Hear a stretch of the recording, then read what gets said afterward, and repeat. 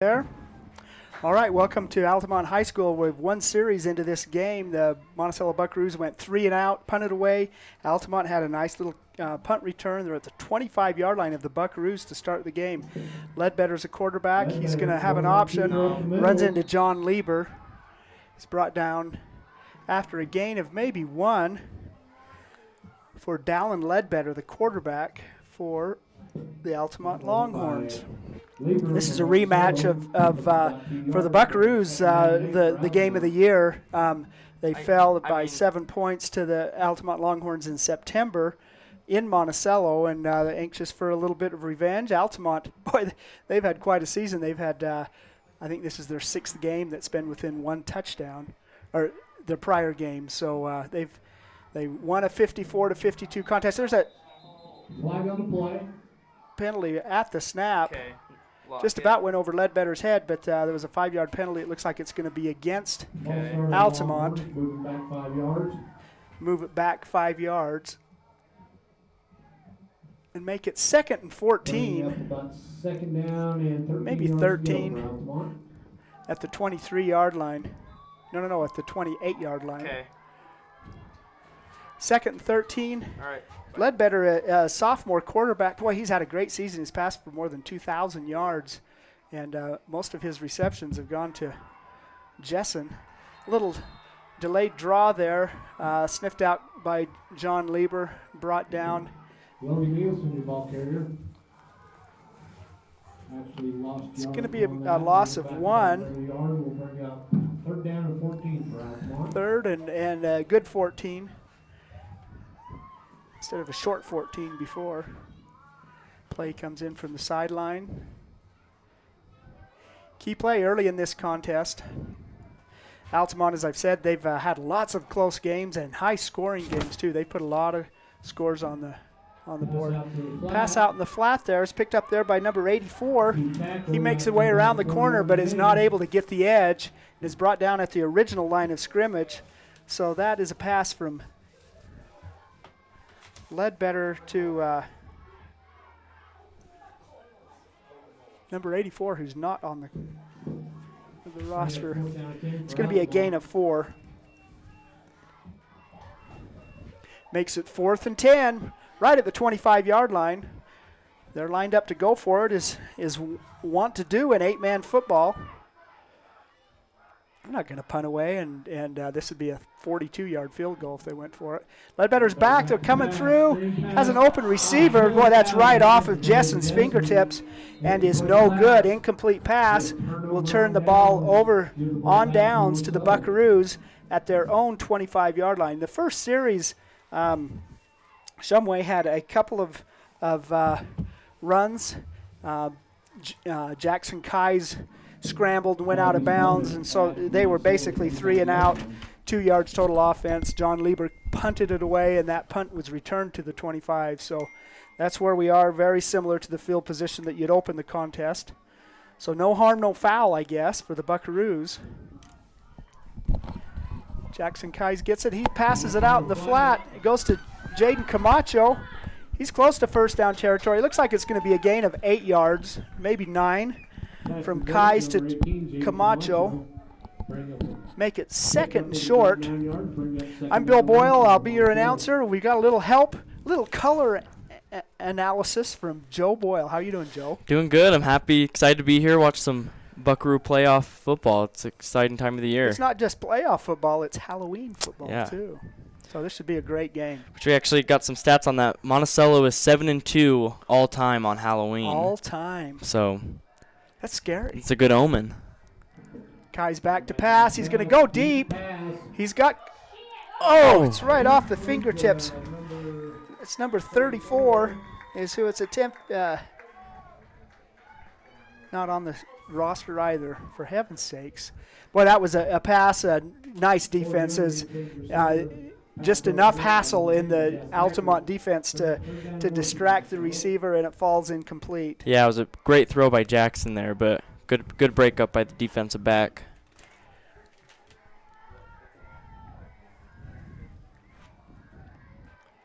Handoff up the middle. Going to be tackled in the backfield. Looks like it's Shumway there on 3rd and short, and he's caught in the backfield. I don't think he's going to get the needed yardage. If he needed, he's about a half-inch short. Cord Young was the intended receiver on that. He's number 34. Sorry about that. Buckaroos going for it, it looks like. Kai's back. He's been known to have a quick punt on 4th down. There's no one deep for Altamont. At the 34-yard line. So trying to get the hard count there. Get Altamont jump off sides. Kai's up the middle. He's in first down territory after we're on the left side. Knocked out of bounds after a gain of about 8 yards. So that'll be a 1st and 10 for the Buckaroos. Nice little run there by the quarterback. And if you can add Jackson running occasionally, that really opens up this offense. And he looked good there. That was he took the snap and got off his horse quick and was able to hit the hole really fast. Yeah, he ate up yards really fast there. So did he get off his horse or did he get on his horse? Got on his horse. He got on his horse. Either way, it's a 1st down. Yep. 1st and 10 for the Buckaroos at the 44-yard line. Kai's out in the flat. That falls incomplete. I'm not sure if Camacho or Cash Young was the intended receiver, but it falls incomplete either way. It's going to be 2nd and 10. It's a state quarterfinal contest. The Longhorns are the 3rd seed in this single loss, you lose and go home tournament. Yep. And the Buckaroos are the 6th seed. I think it rested down on that 7-point win by Altamont over Monticello in September. Kais is back to pass. He gets it out in the flat. That's Morrison, and he gets a great block, and he's down the sideline. Looks like he stepped out of bounds. Man, he had a lot of green grass there if he could have tight-lined that sideline, but he stepped out at the 40. Tristan Burtonshaw, really a nice pass, and he's tiptoeing down the sidelines and tiptoed out of bounds just a little bit. But regardless, that's a 1st and 10 for the Buckaroos. They're in Altamont territory at the 41-yard line. The Buckaroos are on a roll.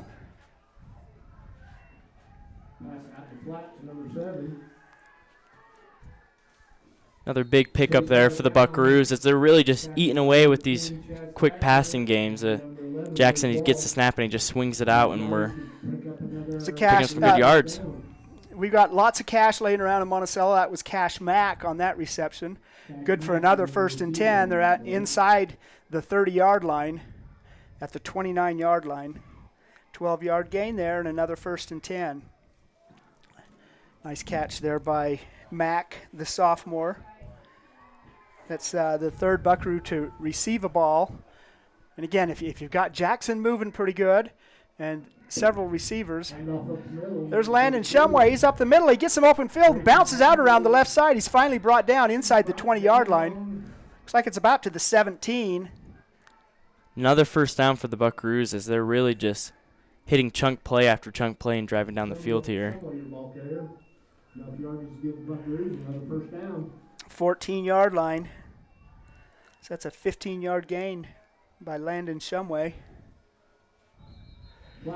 A hard count by Jackson Kais. He's been working on that for a long time, and it's got him another 5 yards right there, a 5-yard penalty against Altamont. We'll get the ball.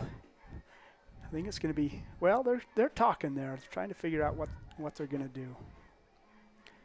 It's about the 16, so it'll go down to the 11, maybe 12-yard line.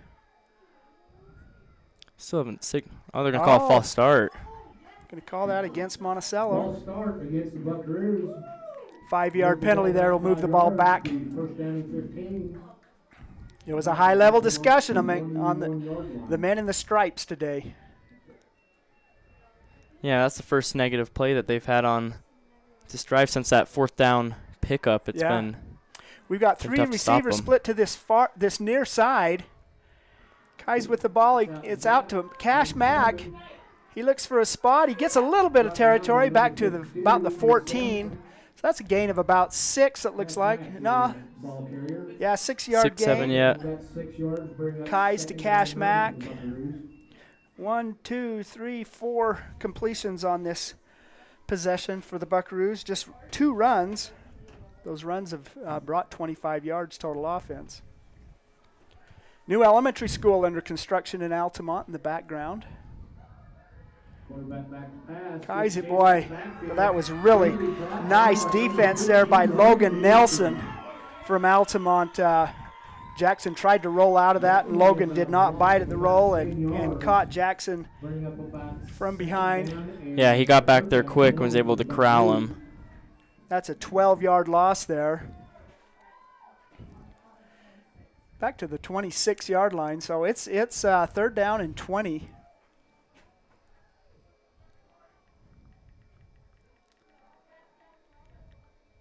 Kai's comes in with the play.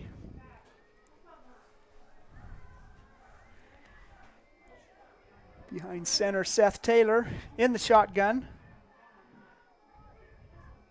Cash Mack in motion and comes back. Kai's back. He's looking for Mack down the field. Finds him. Oh, off his fingertips, incomplete. It's going to make it 4th and 20. Pretty good placement there by Kai's, just a little out of reach for Mack there. So if they went for it on 4th and quite a ways on their own 34-yard line, I think they'll probably go for it. Chances are they'll go for it here. On 4th and 20 here inside Longhorn territory. Cash and Cash on the near side. Morrison Camacho on the far side. 3 down linemen and Jackson Kai's in the backfield. Left-hander, he's getting some pressure. Incomplete pass. He is hit right as he throws it, and it falls incomplete. Yeah, the pressure there. That had 3 Longhorns in his face as they were able to get great pressure there on Kai's. So for the 2nd time in this game, teams have gone for it on 4th down and failed, and so it turns over on downs to the Longhorns at their own 26-yard line. Their prior possession started at the Buckaroo 25-yard line, so this is a little better field position for Monticello's perspective as the Altamont Longhorns start their 2nd possession of the game. Ball's on the ground, it's fumbled, and it's fallen on there by Braden Jessen, the senior, who can do just about anything. Monticello really had a tough time stopping him. That was really the difference of the game in Monticello. And again, what was a very entertaining game. That's a 5-yard loss. We'll make it 2nd and 15 for the Longhorns. Beautiful clear day. There's a few wispy clouds, but they don't even hardly count as clouds. Yeah, it's beautiful. The end of October. Yeah, beautiful blue skies. A little chilly as you anticipate in October, but great day for football. Yep. Altamont can be a cold place, and it's beautiful here tonight, or this afternoon. I guess we'll see what happens tonight. Yeah. Jessen in motion. He gets the ball. Ledbetter hands it to him. It's a jet sweep. He gets the corner. It's going to be close to 1st down territory.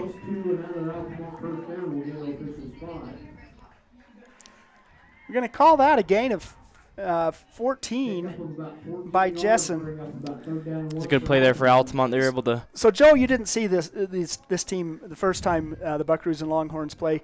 Braden Jessen, is just like the game slows down for him. I was about something about that run felt slow motion. He's able to read his blockers and really find a lane to get that really nice have pickup. The advantage of someone who the game runs slower. And that was the difference in the game in Monticello. The key to this for Monticello to win this game is to try to stop number 8. He's in motion again. He gets the ball again. That's the same play. And, boy, he breaks a few tackles, but looks like he's going to be stopped short of the 1st down. Some awesome gang tackling there by the Buckaroos. We're able to get to him in the backfield, not quite bring him down, but that's going to just be about a loss everybody else of 2. was there. So 4th and 3, 4th and a long 4th and 3. 4, yeah. 4th and they're moving him up. 4th and 1.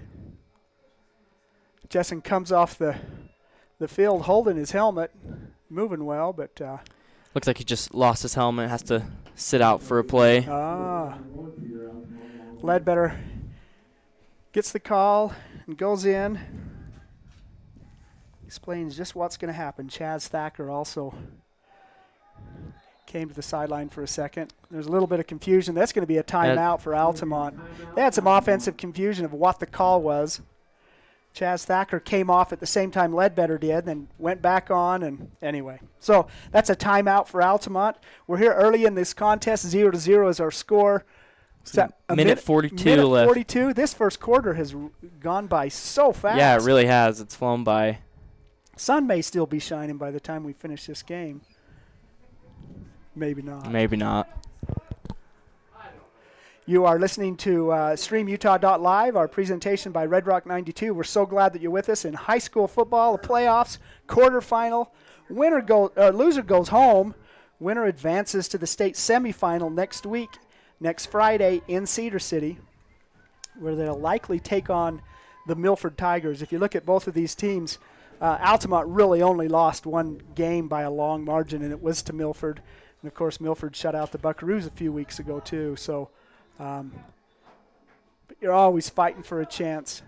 They called a second timeout. I don't know. I don't think you can. Second timeout on this same possession. You only get 3 timeouts a half, of course, and so this confusion is something that game management coach doesn't want to have to do. So we are. Let's go to a commercial. We'll be right back.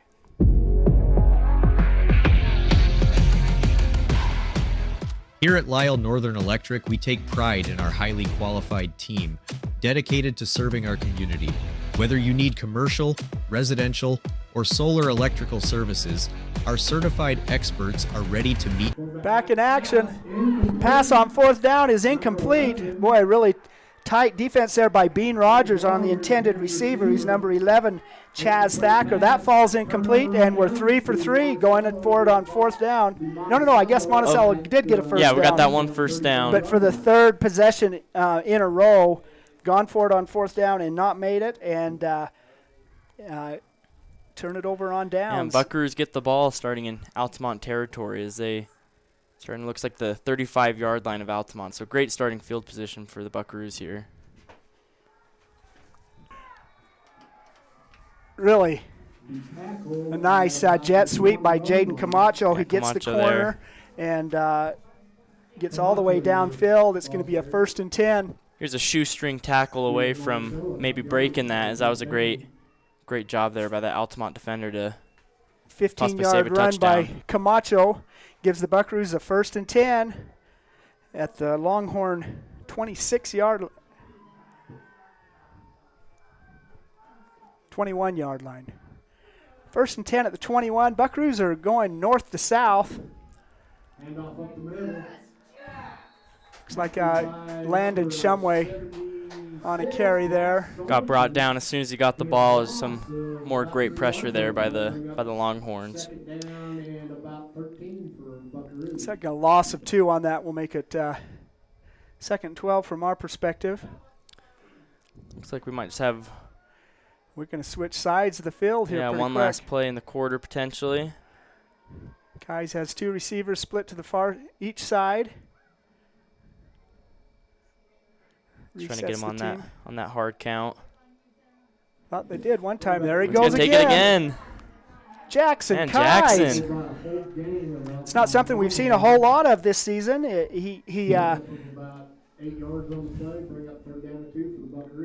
That's going to be a 10-yard gain by Jackson, make it 3rd and 2.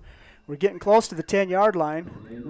That's the end of the And first quarter. that's going to be it. After 1 quarter of play, our score is 0-0 in our state quarterfinal contest between the Monticello Buckaroos and Altamont Longhorns. We are so glad that you're with us. Let's hear from a few of our sponsors. Here at Utah Naval Health System, our mission statement is we exist to improve your quality of life through comprehensive, self-empowered, culturally sensitive, and amazing customer service.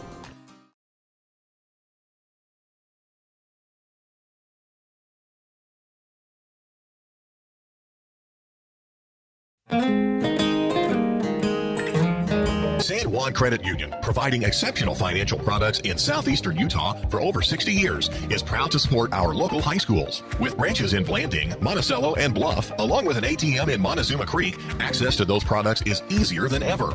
San Juan Credit Union offers checking and saving accounts, bill pay, a wide array of loans, and much more, all on a full-service website and mobile app. Plus, they're federally insured by the National Credit Union Association. San Juan Credit Union. Your money, your future, your credit union. Compared to the vocational schools of the past, today's career and technical education courses span nearly every industry, including health science, business, digital arts, and computer science. CTE students learn valuable, real-world technical skills with a solid academic foundation while exploring career options or pursuing. All right, we're back in play. It's a critical play, 3rd and 2. Shumway with the ball. He's still on his feet. He's into the end zone. 12-yard touchdown run by Landon Shumway all the way into the end zone. Touchdown. First score of the game is going to be by the Buckaroos on the first play of the second quarter. So 11:52 remaining in the first half. 6-0 with an extra point pending. That was an awesome run there by Shumway. Again, there was pressure, but he was able to find the gap that his offensive line created. And there was initial contact, too, that he was able to fight through. Got into the open field all the way into the end zone. Good, tough running there. Buckaroos. Got 3 receivers. Line up to go for 2. To the far right. Yeah, they're lined up to go for 2. Got 1-and-1 on Tommy Morrison, and he goes in motion. Kai's get it. He's getting it out to Morrison. He's going to look and fight into the end zone. It's going to be so close. Oh, it's going to be good. Yeah, it looked like he got in from our angle, and they give him the call there.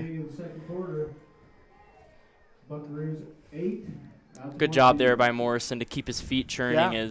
Yeah, there's a bit of a pile up there, but he was able to. Both of those scoring plays, there was initial contact, and they were able to fight through it and get into the end zone. Score points, 8-0 our score early in this game. Again, this rematch of the best football game of the season. Even though the Buckaroos came out on the losing end, Altamont was tough. It was homecoming in Monticello, a lot of excitement, and Altamont came in and did something they haven't done a whole lot against the Buckaroos, which is come away with a win. And it's the first win in this 8-man football. Altamont stopped playing football for 6 or 7 years, and then they started just a few years ago. Anyway, it's just pretty remarkable. And 8-0 is the score. John Lieber is set up to kick off.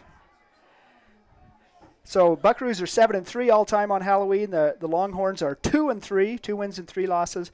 Monticello leads the all-time matchup 39-12. Lieber's kick is away.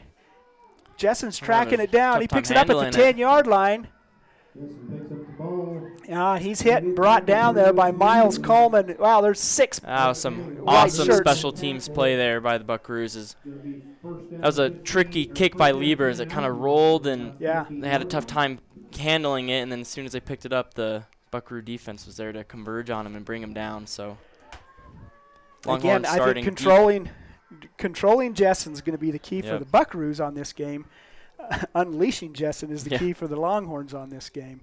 But he was the difference in the game in Monticello. I probably won't say that again. Everyone go, oh, okay. Hey, Joe, what was your dad saying? Joe is a Buckaroo alumni, played several years ago, and I did. has this in-depth analysis of the team. Hope you enjoy it. Ledbetter gets the ball. No, that's a direct snap to Jessen.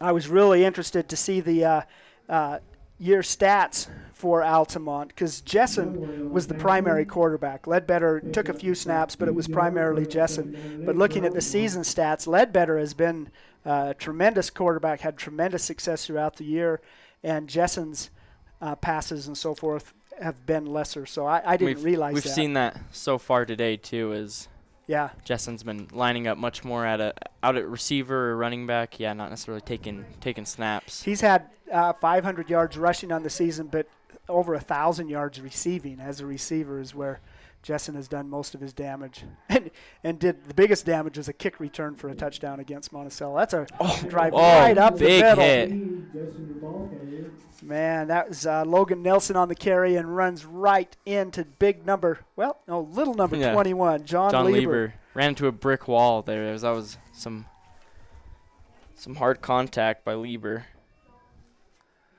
Pick up of about 1 yard. Maybe 1 yard on that, so it's going to be 3rd and 7. The ball is on the 18-yard line after that deep kick and no return for all intents and purposes. This is a 3rd down that the Buckaroos would want to stop the Longhorns on. Ledbetter back to pass. He's throwing it out, trying to screen each other off, and it does not work. 4th down and 6 for your Altamont Longhorns. Intended for Logan Nelson. Nice defense there by Canyon Christensen. It's going to go incomplete. Set up a 4th and 7 inside your own 20. I don't know if we're going to see them go for it here, but you never know. They haven't punted away yet. Jessen is back to punt.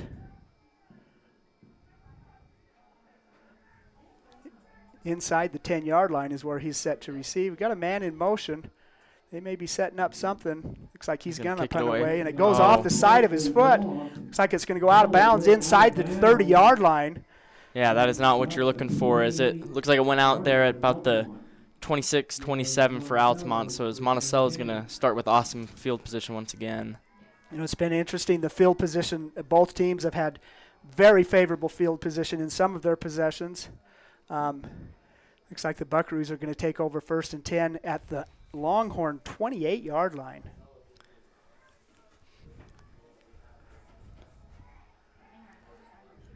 Tommy Morrison split on this near side. Cash Young on the far side. 2 running backs in the backfield with Jackson Keyes. Handoff up the middle. That's Miles Coleman is wrapped up right at the 30-yard line. That's going to be a loss for the Buckaroos. It's going to be a loss of 2. It's interesting, this big D-line for Altamont. They've really handled the running backs well so far. But it seems like when Jackson's been taking those direct snaps and running, they're getting past him. They're almost coming up too fast. But with these set-up running back runs, they've been able to big bottle Logan them up. Whitback is right there in the middle there, and he plugged things up. He's just a sophomore, big old kid. He plays basketball. He doesn't wrestle. His brother was a state champion wrestler, but a runner-up. There goes Cash Mack on a jet sweep. Tries to get around the corner and is not successful. And he's brought down in the backfield. It's going to be another loss of 1 or 2. Let's call it a loss of 2. It's going to be 3rd and 14 for the Buckaroos, who've had 2 running plays. It'll be interesting to see what they do here, as you anticipate they'll go for it on 4th no matter what happens. Yeah. So. Oh, absolutely. It's definitely 4-down territory. Yeah. You're not looking to pick it all up right here necessarily. Kai's back. He's going around the right side. He's cutting in. He's past the original line of scrimmage. Gets very close. Another great run there by Kai's. His legs have really been a huge difference so far in this game. Yeah, and you're seeing the first game of the season. Jackson has not been very mobile, and really that opens up the offense again. I guess that's about an 8-yard gain we're going to call that. So it's going to be 4th and 4 at about the about the 11-yard line. No, the 21-yard line. We're in the press box, and we don't have a lot of windows to see the limited see the view. edges here. Tight position for both offense and defense. There's a man in motion. Kais gets it. He throws it down. Oh, it's right off the fingertips of Cash Young. Falls incomplete. Man, that play ran just how you draw it up as Young there had a step and had an opportunity. Good throw. Jackson put it on his body, but wasn't able to reel it in. It's going to be turnover on downs once again. 4 and out for the Buckaroos, and the Longhorns will take over 1st and 10. Both offenses today have looked pretty good, but the defense have just been coming up with the stops when they've needed them. Yeah, been a couple of penalties, 5-yard penalties, so nothing real big. But that one penalty really slowed down the Buckaroos on their scoring drive. No, they went.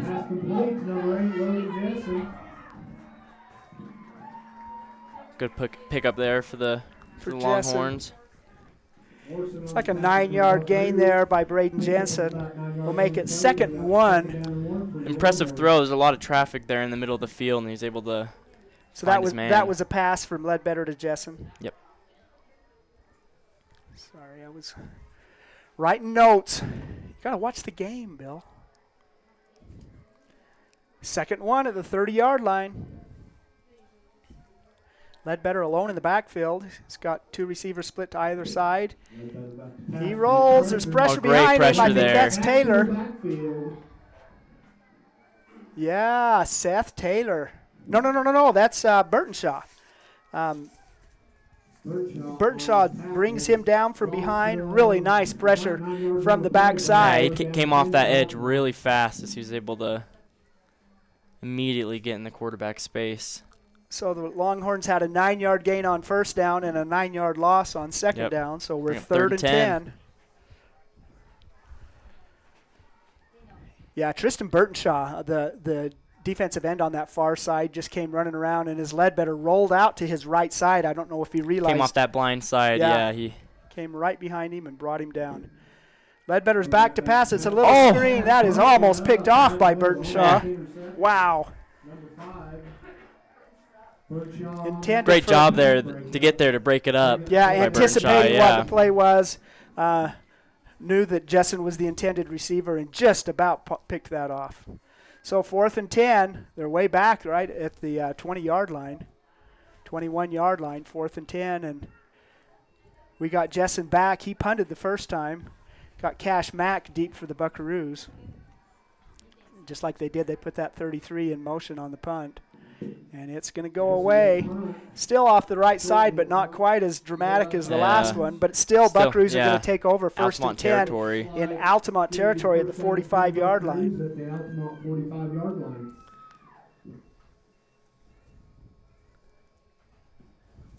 It's been a battle of field position. We've only got 1 score on the game so far. Is that 7 minutes remaining?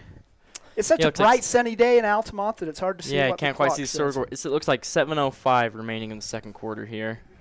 8-0 is our score in a beautiful, sunny Altamont, Utah state quarterfinal action on streamutah.live and Red Rock 92. Kais pitches it out to Shumway. He gets to the line of scrimmage, heads upfield. He's into first down territory. He's finally brought down about the 32-yard line. That's going to be a gain of 13 yards. Nice run by Landon Shumway. We've been talking about the Longhorns have been able to really plug up between the tackles with their big defensive tackle. So there the Buckaroos quick pitched it out to Shumway, and he was able to catch the corner and get a good pickup there. Longhorns have 4 down linemen on the defensive line. Going to put some pressure. Kais with the ball. He rolls out. He throws it. He's got Cash Young. They're going to call incomplete pass on that. Young, your intended receiver, pass incomplete. Defended on that play by Bridge Wall. A little bit of a different defensive set for Altamont as they had 4 down linemen there, but Kais had plenty of time. Yeah, he did. It's good. They've seen him rush, and that's what happens when you have a quarterback who can scramble, like Jackson is today, is you got to play close to home. It gives you more time to pass. It really opens things up. 2nd and 10. Out to Camacho. He gets the ball. He's heading upfield, close to a first down. See where he went out of bounds. It's again just those quick hitters. As soon as Kais gets the ball, he's swinging it out to his receivers. They have lead blockers out there, and they're able to get another, not quite a first down pickup. Looks like about 8 yards 8 there. yards. 2nd down and 2.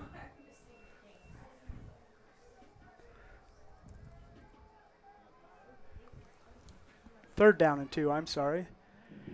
Kais is running again. Jackson Kais on a rampage right up the middle of the field. He's inside the 5-yard line, it looks like. Nice run by Jackson Kais. I guess that's the longest of his day there. It's an awesome pickup.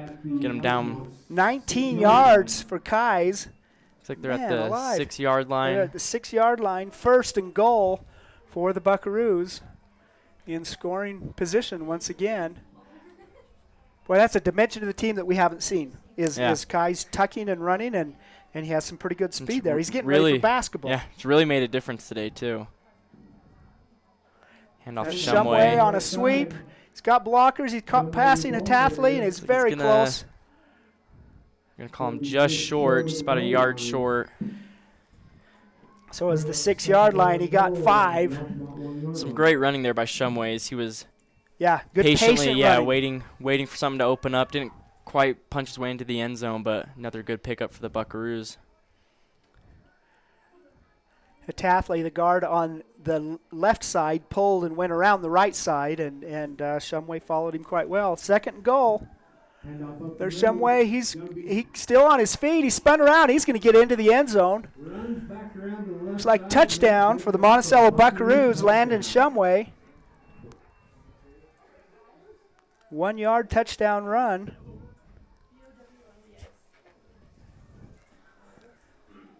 So Buckaroos now take a 2-score lead early in this playoff game. Yeah, it's 14-0 with extra point pending. Last time they went for 2 and were successful.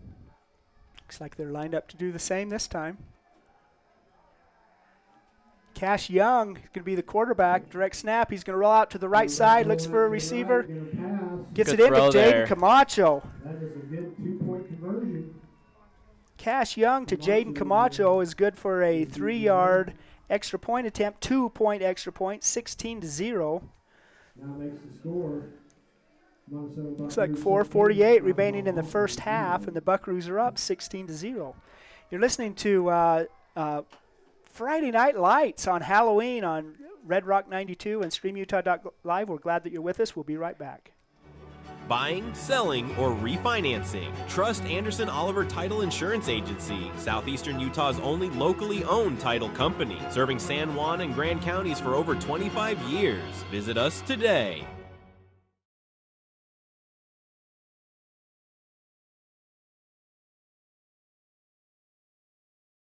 Planning a weekend project?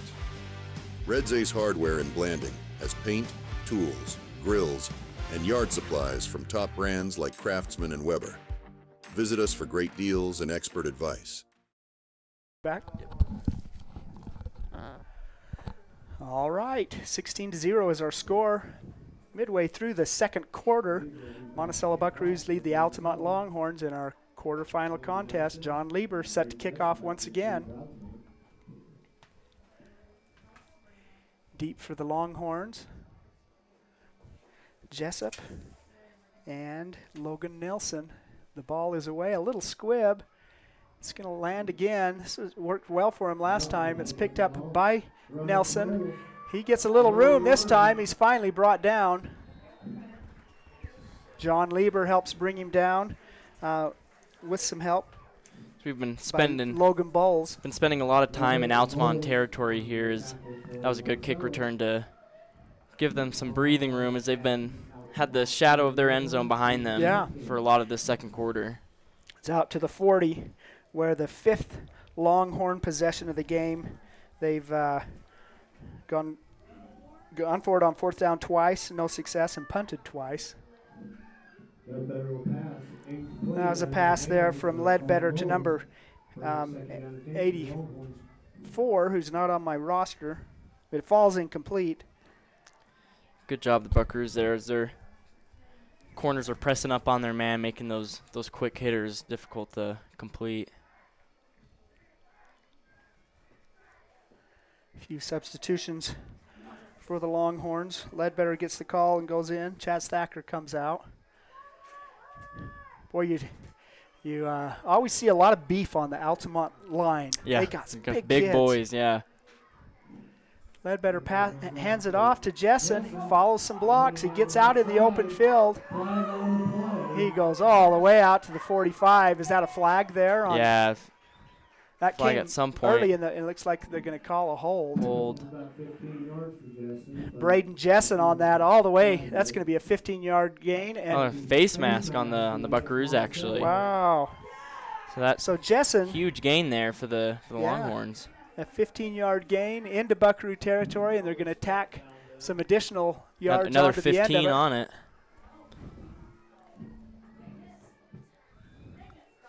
It's 5 yards maybe for an inadvertent face mask. But 1st and 10 at the 41-yard line. First down of the game earned first down of the game for the Longhorns, and they're in Buckaroo territory now. There's Jessen once again. He's hit at the line, but keeps his feet. Oh, Continue good tough running. He running is there. still Wow. going. This is what we saw in Monticello in September. Finally brought down by Tristan Burtonshaw inside the 15-yard line. So that's a 26-yard run by Jessen. Burnshaw on the tackle. Nice pickup on the. Man, Tommy Morrison was there in the backfield. Yeah, got back there quick. Spun out. He was hit by a linebacker and spun out. It was all the way downfield before he was finally brought down by Tristan Burtonshaw. Good for another 1st and 10 for the Longhorns. The cattle drive is a-rolling.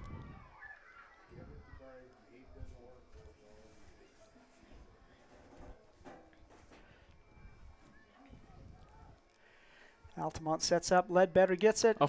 Who else? He's going to give it there to. No, he's going to give that one to Nelson. That was a good job handling the snap there. As he had to catch that with one hand down by his knees. That was almost a disaster for the Longhorns. But Logan Nelson, good for 2. He's brought down by Canyon Christensen to make it 2nd and 8, about the 14-yard line. They're going to adjust it back to just short of the 14 or the 15. Ledbetter behind center. He gets it there to Jessen. He pops it out and cuts upfield inside the 10-yard line. Rogers on the tackle for the Buckaroos. It's going to make it 3rd and 3. 5-yard gain by Jessen. Buckaroos have been able to come up with the stops when they need to on 3rd Yeah. and 4th down. So see how they can Well, do they here. had the whole game. But again, that was the first down of the game Yeah. for the Longhorns, and they've got 2 in a row now. And 3rd and short. Once again, it goes to Jessen, and he is brought great. down John there. Lieber. John Lieber gets him and wraps him up, rolls and trips him up. That's going to be a loss of maybe 2. It's going to be 4th and 5. As Lieber, he shot back there like a firecracker and was able to wrap up his legs and bring him down. Nice open field tackle by John. And again, Jessen is tough to bring down.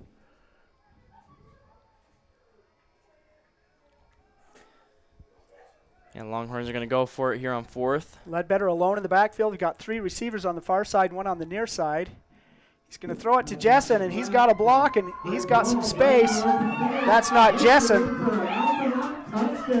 Chaz Thacker is the receiver on that, and he gets into the end zone, and the first score of the game for the Longhorns is going to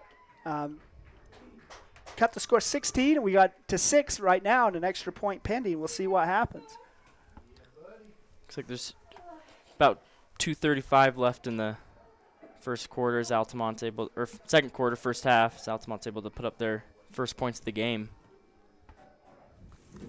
Extra point. Ledbetter's going to throw it. Oh, nice positioning there by Logan Shumway to knock that ball down. So the extra point attempt is no good, and 16-6 is going to be our score. 2:35 remaining in the first half. Well, that was a nice. The Longhorns needed to have a drive right there. Yeah, they really in order did. To Monticello looked like they may be in a position to pull away, but nice length of the field drive, 60-yard scoring drive for the Longhorns. They had 5 running plays, 3 passes, completed 1 pass, but that pass was a touchdown. So Yeah. really a nice throw and a catch there by Chaz Thacker to get the ball into the end zone and put some points on the board for the Altamont Longhorns. Like you said, we knew from their last matchup that these are obviously two very closely matched teams, but Monticello here so far this first half had looked pretty dominant. So that was a good drive there by the Longhorns to and get doing what themselves they back do in it. best, which is get the ball to number 8 Yep. and then have a nice supporting cast. Ledbetter throws a good ball. Thacker came up when he needed. Nelson had a good play.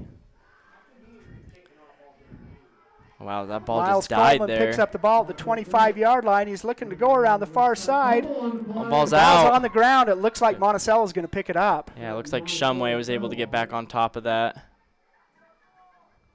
Shumway covered the fumble. Logan Shumway gets that fumble. Miles Coleman had the ball stripped from him, but Logan picked it up And Monticello is going to take over 1st and 10 at their own 32-yard line. It's the first time in a while that Buckaroos haven't started in Altamont territory.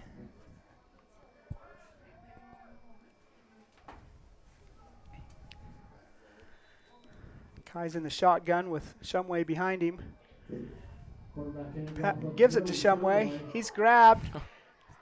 Keeps his feet moving. Really a nice Tough play running there, yeah. by number 32 there, Landon Shumway.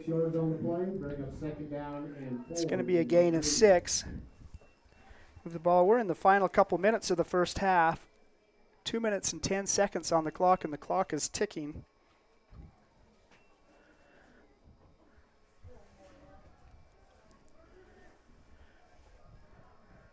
Once again, Kai's in the shotgun. He passes. He's got number 7. Cash Mack turns his shoulders. The ball continued on. It falls incomplete. Stops the clock. It's going to make it third and 4. In the closing couple of minutes of our game here. 1:53 left here in the second quarter. Yeah, as Monticello. You never want the sun to go down, but one advantage of it going down is we can be able to see the scoreboard. Yeah. Kais comes out and shotgun once again. Mack in motion. Kais gets it to Tommy Morrison right off his shoulder pads. That's one of those. You'll catch the ball every time when you don't have your shoulder pads on. You get those pads on in a game situation. Can't get your hands out in front of you and it just bounces off. Incomplete pass will stop the clock. That's the whole thing with 2.5 minutes remaining in the quarter. You want to use some time, but not too much time. Yep. You don't want to leave the other team time, but it's 4th and 5. Kai's trying his best to get people to jump, and nobody's moving. Statues. Those Longhorn statues. Looks like there's going to be timeout on the field by Altamont. It's That's going to be the their 3rd and final timeout. Yeah, last of the half. So that may come into play too. If Monticello is unable to convert on this 4th down, Longhorns would have favorable field position, but not those advantages of timeouts. You're listening to Friday Night Lights on StreamUtah.live. We're glad that you're with us. We'll be right back. With a changing economy and advancing technology, it's time that marketing and selling of real estate in San Juan County catches up. Four Corners Homes and Property Management is changing the game. Every Four Corners Homes listing includes 3D mapping and virtual tours, professional photos, a digital and global 21st century footprint, and marketing exposure that makes it easy for buyers to find and identify what makes your listing unique. Marketing and exposure sells real estate, and if you want the best, you need Four Corners Homes on your team. Find us at fourcornershomes.net or call 801-404-0058.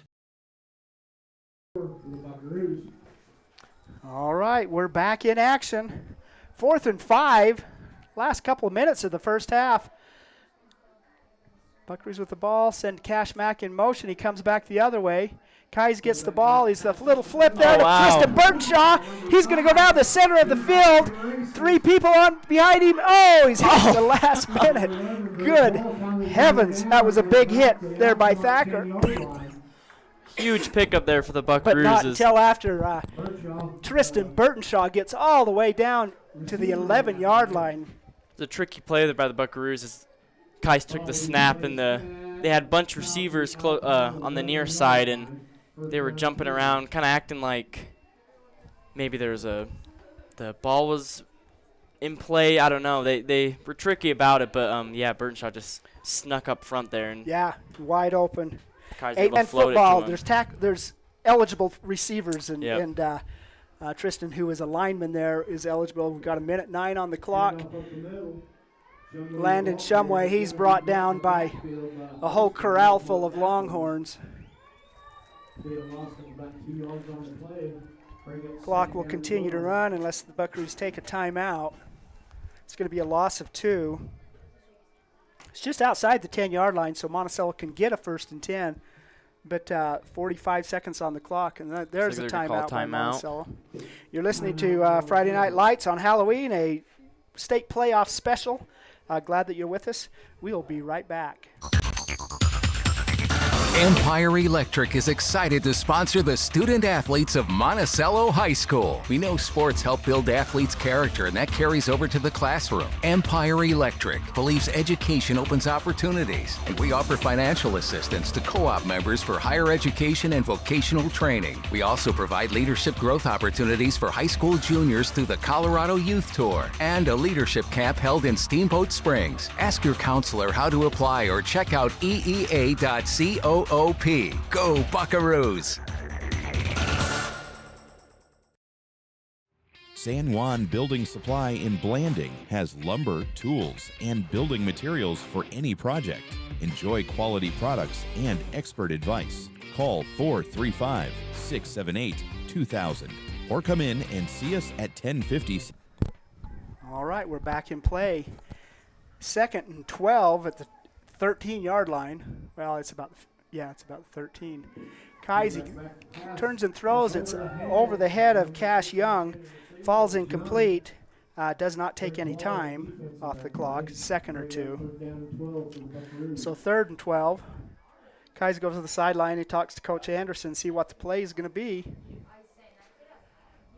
Boy, this is a situation Monticello would love to score. Yeah, getting able to get a touchdown here in the closing TV opening Buckaroos. kickoff, so Altamont will receive here in the second half. Play is in. Two receivers spread to either side. Kai's alone in the backfield. 4 down linemen coming for him. Oh, Incomplete, in and out. wow. Boy, Another drop there. Kai's is really placing the ball Yeah, it well was a today. beautiful pass. Yeah, but just receivers aren't able to haul it in.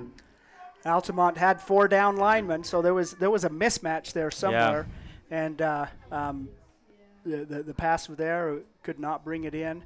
Makes it 4th and 12. Another timeout for the Buckaroos.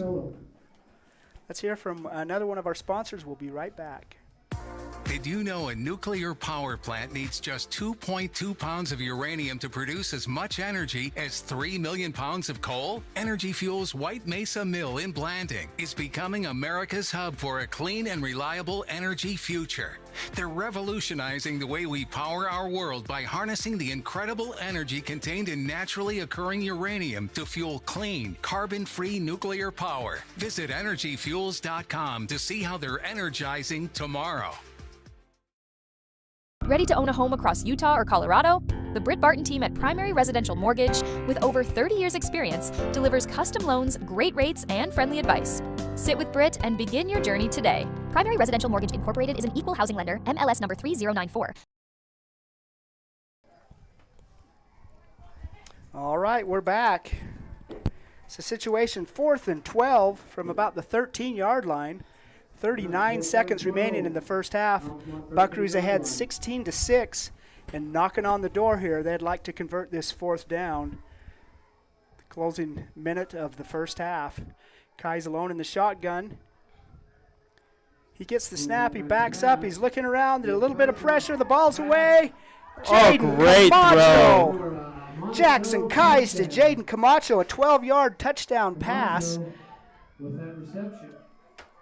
Awesome there by Kais as he had pressure. Pressure coming, but he just hung in there, strung the play out as long as he could, and then Camacho found that space and was able to find his guy. It was a great throw there. A lot of defensive pressure. The Buckaroo line held them for a while, but it broke down, and Jackson was having a lot of patience extended the play. Great look there. 34 seconds. All right, we've got a swing gate. Man, we've got all sorts of things. 5. Now they're going to make an adjustment, a timeout for the Buckaroos. Just in the closing seconds of the first half, going for a 2-point conversion here. I think that's a good use of your last timeout. Yeah, it is. This would make it a 2-score. 2-score game. No, a 3-score game. Sorry, my math is off. It's been a great first half, entertaining, beautiful. A lot of people from Monticello made the trip up here, but a lot of people staying home. They want to go out trick-or-treating. Yeah. So anyway, our numbers are really good on our broadcast tonight. Glad that you're with us. It's been quite a season, and this is the part of the season that it can end right here, you know. Yeah, this is or what it can go on for another week. It's what you play for, is to get to these games and have the opportunity to win games like this, and Buckaroos have looked awesome in this first half. The 4th and 5th seed, the White Horse Raiders and Utah Military Academy, are playing in Montezuma Creek tonight. Throws there, and that's dropped. Pass to Tristan Burtonshaw from Cash Young, falls incomplete. And so the score is 22-6. The final moments of the second half. 34 seconds remaining. And, boy, the Buckaroos are going to want to be careful with this. Braden Jessen really broke the game open in Monticello with a kickoff return. Monticello scored. Looks like they've broken the back of the Longhorns. And number 8 picked up that ball and didn't stop till he got in the other end zone. And, you know, a lot of these kicks, not really squib kicks, but maybe 20, 30-yard kicks. And they've had to chase them down, and by then the pursuit's got there. Let's see if that strategy, they use it again. It's really worked for the Buckaroos thus far.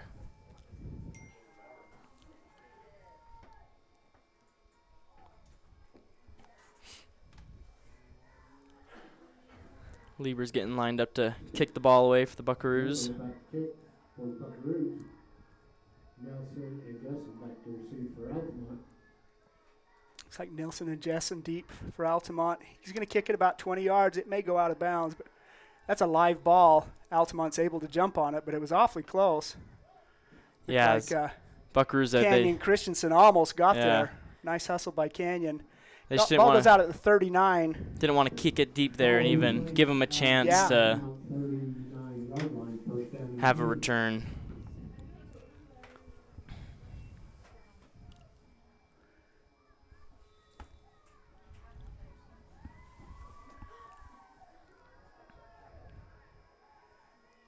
Ledbetter alone in the backfield. 3 receivers on this near side, 1 on the far side. Ball's away. Oh, that's a nice week. The man who scored a touchdown pickup there. Could do another one. Last person brings him down. Bean Rogers finally brings down Chaz Thacker after a big gain by Thacker. The clock is rolling. If you remember, Altamont's used all of their timeouts already in this half. 25 yards. Takes it down to the 35-yard line. Ledbetter, he gets it up, finds a receiver, and he's brought down. He falls down. Boy, that was a tremendous catch there by number 84, who's not on the roster. Had a couple of catches. Altamont just has 12 seconds left as they need to hurry and get a playoff if they want to have a chance here to get some points. Inside the 14-yard line, Ledbetter's back. He's rolling. He's closed, the ball's up, and it goes out of bounds. John Lieber hit Ledbetter as that ball went away. Really nice pressure there. So that is an incomplete pass. Leaves 6 seconds on the clock for the Longhorns, as this will likely be the last play of the half. And Altamont, they're in striking distance, so they have a chance to put up some points here.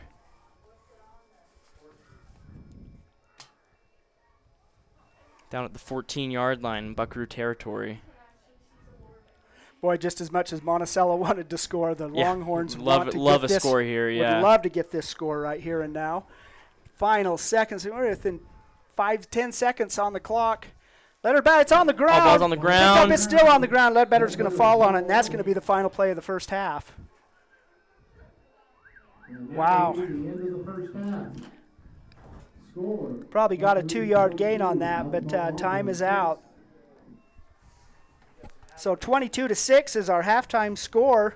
Monticello Buckaroos leading the Altamont Longhorns in this winner-go-home state quarterfinal game. So glad that you're with us on Red Rock 92, StreamUtah.live, KBDX, Friday Night Lights. You pick the title. It fits today. Yep. Diamond Propane in Blanding, Utah is the only locally owned and operated propane dealer in San Juan County.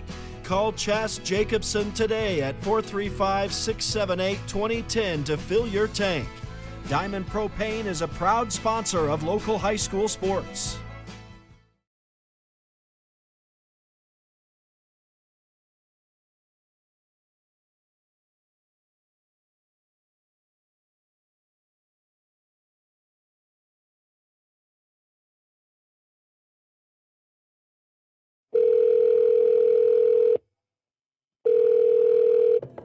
Hello, this is Dave's phone. Leave me a message at the beep. Hey, Dad. I just drove past the park you took me to on my 10th birthday. Remember how we fell into the stream? I just wanted to let you know I was thinking about you. Call me back. Love you. Reminding someone of their worth is suicide prevention. Learn more at liveonutah.org. With over half a century of combined experience, Countywide Realty has guided more deals than any other local team. From farms and ranches to homes and land, no one knows San Juan County like Countywide Realty. Lee Collision Repair and Restoration in Blanding offers top-quality auto body and glass services. Visit us on North Grayson Parkway or call Jackson at 435-485-0069 today. San Juan County Adult Education empowers students to gain the technical, business, or college skills necessary to enter the workforce. At San Juan County Adult Education, adult learners are given the opportunity to reach their personal, educational, and career goals. Students can earn a high school diploma, obtain a GED, increase their wage earning potential, and decrease barriers to self-reliance. To learn more, visit any USU Learning Center in San Juan County or email Gina Grover at jgrover@sjsd.org. Desert Rivers Credit Union offers mortgages, low fees, and great rates for all credit scores. Enjoy local service and a nationwide ATM network. Desert Rivers Credit Union, for people, not profit. Need fast internet in San Juan County?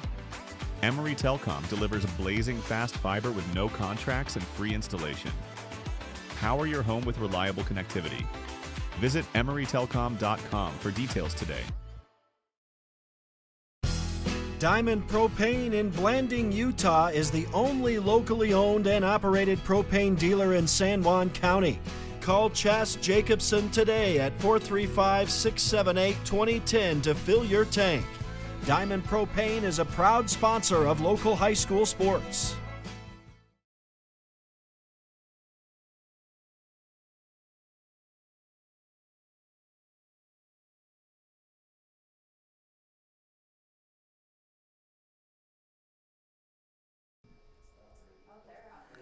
Welcome back to Altamont. It's halftime. The Buckaroo cheerleaders are out there. They're going to dance. Maybe you'll be able to see that.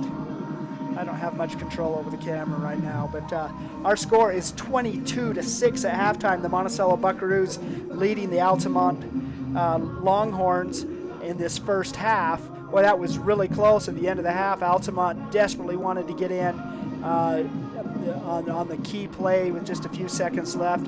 It was a fumbled snap, and the quarterback was able to recover, but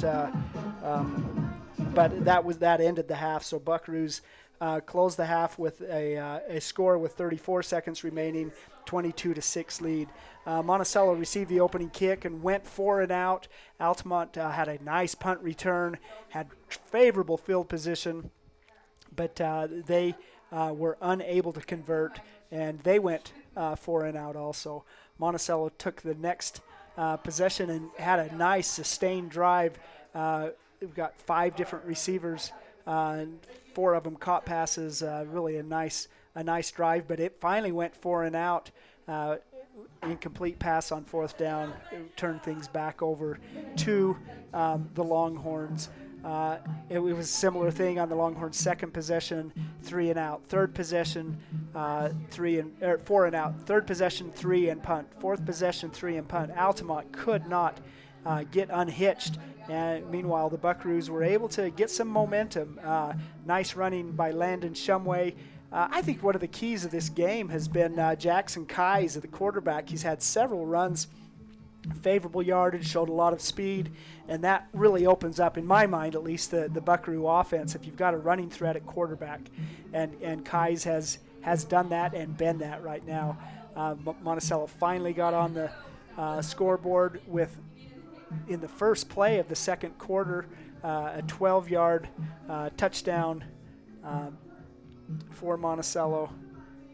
And Monticello was on the board. An extra point attempt from Kais to Tommy Morrison was good for 3 yards. And all of a sudden, 8-0 is the score in the first play of the second quarter. Went on from there. Monticello once again had a sustained drive, 4 running plays, 2 pass plays. Touchdown was a 1-yard run by Landon Shumway, and 2-point extra point conversion. This is a pass from Cash Young to Jaden Camacho. It was 16-0 midway through the third quarter. It was at that time that Altamont offense really woke up. Braden Jessen is their big man, and he really had such a tremendous game in Monticello, and he got unhitched, ran the ball 4 times for about 50 yards on this quick drive, but it was a 10-yard pass from Dallin Ledbetter to Chaz Thacker that got into the end zone and put the Longhorns on the score. The extra point attempt was no good. 16-6 was the score. Monticello did not hesitate, took advantage of the next series. The key play in the whole thing was on 4th and 5, a 52-yard pass from Jackson Kais to Tristan Burtonshaw, got all the way down to the 12-yard line. The Buckaroos had a couple of incomplete passes, and then Kais completed a pass to Jaden Camacho, a 12-yard touchdown pass to make it 22-6. Left only 34 seconds on the clock, but Altamont, man, they had a ate up the field, a 25-yard pass from Ledbetter to Thacker. Man, I need to find out who number 84 is. A 20-yard pass to him, but time ran out. So 22-6 is our score at halftime here at Altamont. Looks like the San Juan Broncos have a big lead, and 58-0 with 3 minutes left in the half. And so we may switch over and put this on Red Rock 92, our FM station, at the same time, but we'll figure that out. Once again, you're listening to Red Rock 92, streamutah.live. Friday Night Lights. We're glad Planning you're a with us. weekend We'll be project? right back. Red's Ace Hardware in Blanding has paint, tools, grills, and yard supplies from top brands like Craftsman and Weber. Visit us for great deals and expert advice.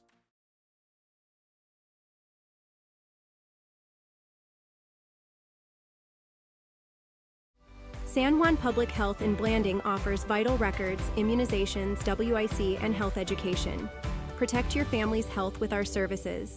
Visit 735 South 200 West or call 4355-873838.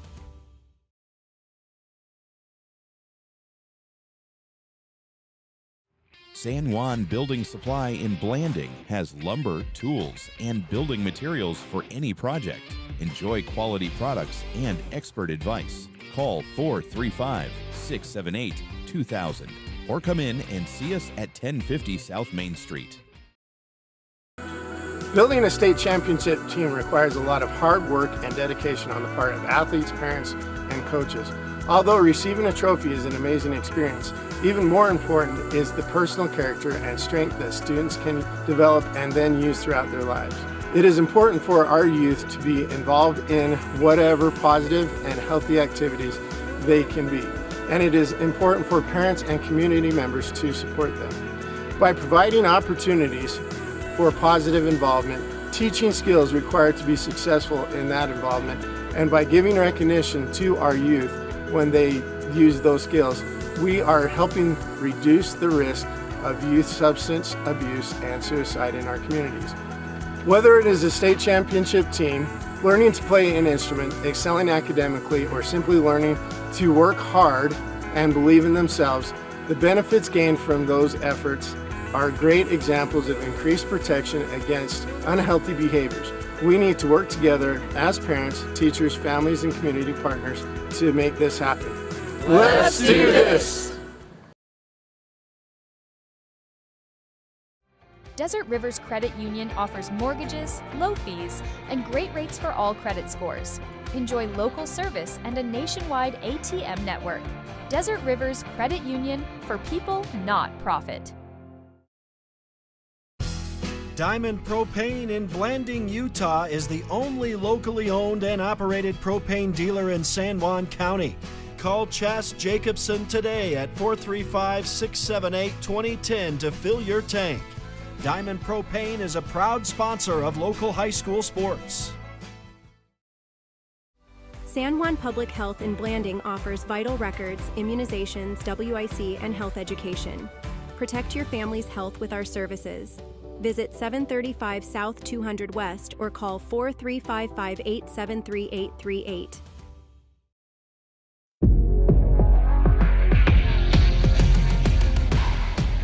Here at Lyle Northern Electric, we take pride in our highly qualified team, dedicated to serving our community. Whether you need commercial, residential, or solar electrical services, our certified experts are ready to meet your needs. We are proud to support our community, especially our youth and high school athletics.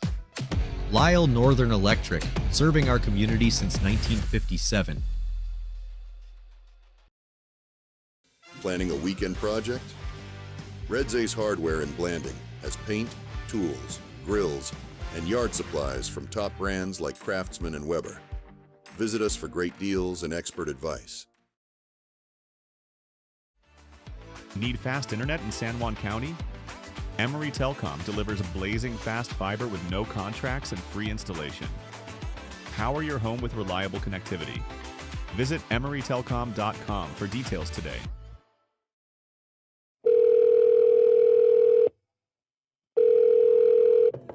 Hello, this is Dave's phone. Leave me a message at the beep. Hey, Dad. I just drove past the park you took me to on my 10th birthday. Remember how we fell into this stream? I just wanted to let you know I was thinking about you. Call me back. Love you. Reminding someone of their worth is suicide prevention. Learn more at liveonutah.org. Buying, selling, or refinancing. Trust Anderson Oliver Title Insurance Agency, Southeastern Utah's only locally owned title company, serving San Juan and Grand counties for over 25 years. Visit us today. Get the resources and quality of a big school education and the support of a smaller school at Utah State Blanding. Explore over 70 degree and certificate programs to find your perfect fit and experience personalized learning with small class sizes and dedicated faculty while getting the classic college experience. A Utah State education is affordable too, thanks to competitive tuition and tons of scholarship opportunities. Visit blanding.usu.edu to learn more about becoming an Aggie in Blanding.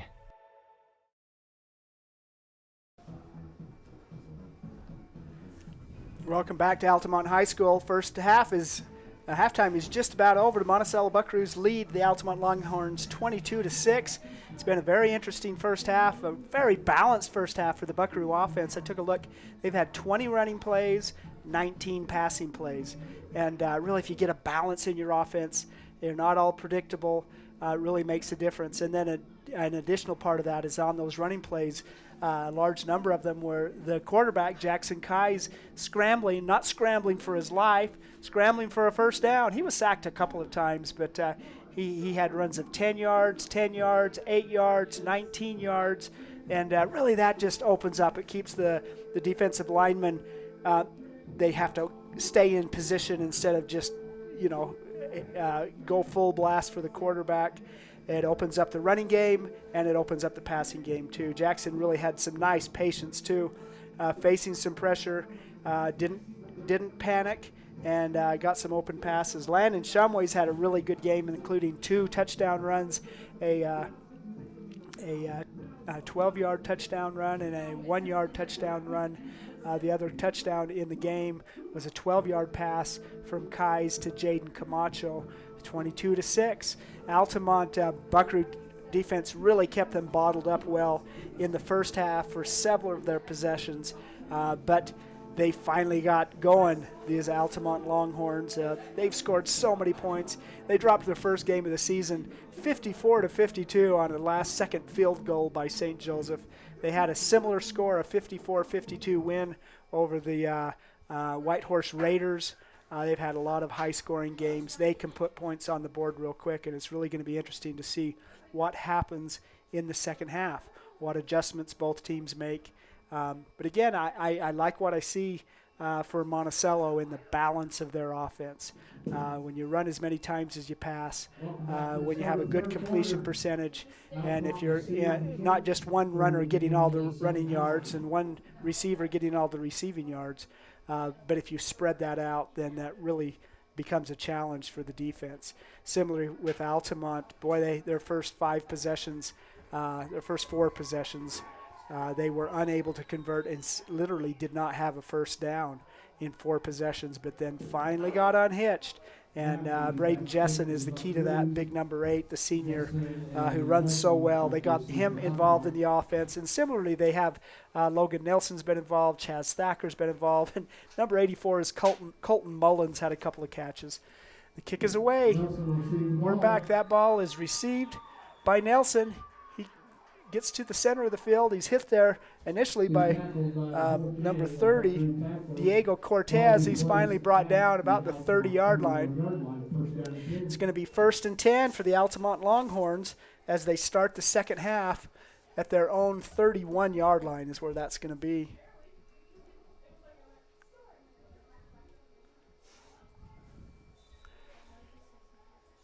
Ledbetter brings in the play from the sideline. The sophomore quarterback has passed for more than 2,000 yards this season. Had a ton of success. Leading receiver, Braden Jessen, but he's got some tools and he's used them well.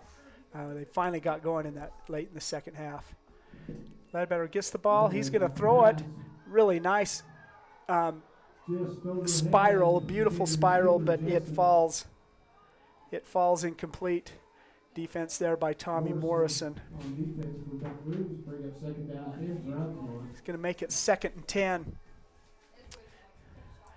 You know, Halloween has a draw for people, and Joe, who provided great color in the first half, he's off trick-or-treating, so I'm going to be going it alone here in the second half. Wish me luck. Big Altamont line comes to the line. Ledbetter behind center, Jessen in motion. He gets the ball. It's a jet sweep, and he is hit there by Seth Taylor. Brings him down in the backfield. That was a really nice penetration by Seth Taylor to make that initial hit, and then he got some help. That's going to be a loss of 5. Going to make it 3rd and 15. The opening possession of the second half. You know, if I recall correctly, and I may not be correct, but Ledbetter as a freshman last year had some snaps at center, at quarterback, and he's got some good skills that are going to have a nice quarterback for the next few seasons. He gets the ball. He throws it in the flat. That's caught there. Boy, that Thacker catches that ball. He's going to big gain. It's not going to be enough for a first down, but enough to move that ball. It's going to be like a 9-yard gain on that. It's going to make it 4th and 6, maybe 4th and 5. At the 46-yard line. No, the 36-yard line. So one of those things, if you're in 11-man football, you really think hard. 8-man football, you're going to go for it more often than not. 3 offensive linemen for the Longhorns. They've got 3 receivers on this near side. Ledbetter back. He gets it out to Jessen. He's hit. He gets up the sideline. He's going to get a 1st and 10. Finally runs over the Bean Rogers, but not until after he gets a 1st and 10. A nice play right there. Out to the 46-yard line. 10-yard gain there. Give the Longhorns a first down on their first possession. I recall it was in their 5th possession before they got a 1st and 10 in the first half. So a better start already for the Longhorns at their own 47-yard line, it looks like. Ledbetter, similar pass to Chaz Thacker. He's hit and brought down. 6-yard pickup. Tommy Morrison in on the tackle. Morrison on the tackle for that, bringing up about 2nd down and 4 for Altamont. John Lieber assisting there. You see these plays that work, and they're going to him again and again. That crosses midfield. It's out to the 48-yard line of the Buckaroos here on the opening possession of the second half for the Altamont Longhorns. Buckaroos won the coin toss, and instead of deferring like they do quite often, they elected to receive, which gives Altamont this possession on the in the second half. Let's see if they can take advantage of that. Ledbetter, he slips and falls. He is hit right at the 50-yard line. Bring up about 3rd down and 6 for Altamont. That was more of a slip than anything, but a 2-yard loss will take it right to the Longhorn 49-yard line, so that loss will make it 3rd and 7 for Altamont.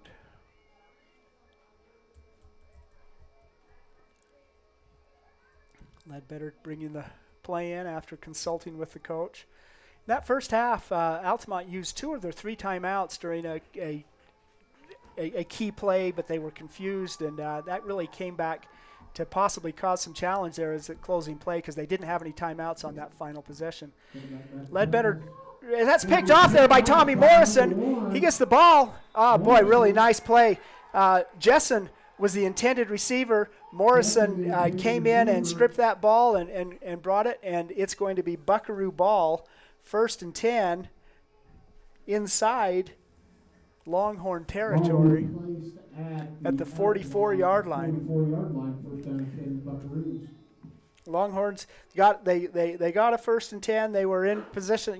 They were going for it here on 3rd down, and really nice defensive play by Tommy Morrison to get that interception and give the Buckaroos the ball.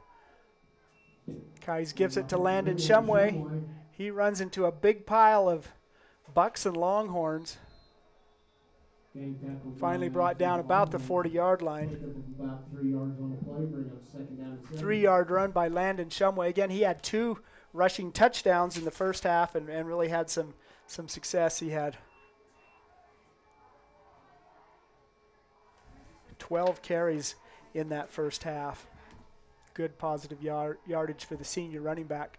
The ball is at the 40-yard line, 2nd and 6, maybe 2nd and 7 we'll call it.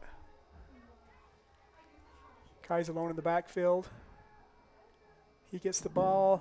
He's got some time. Gets out to Tommy Morrison. He gets it, cuts midfield.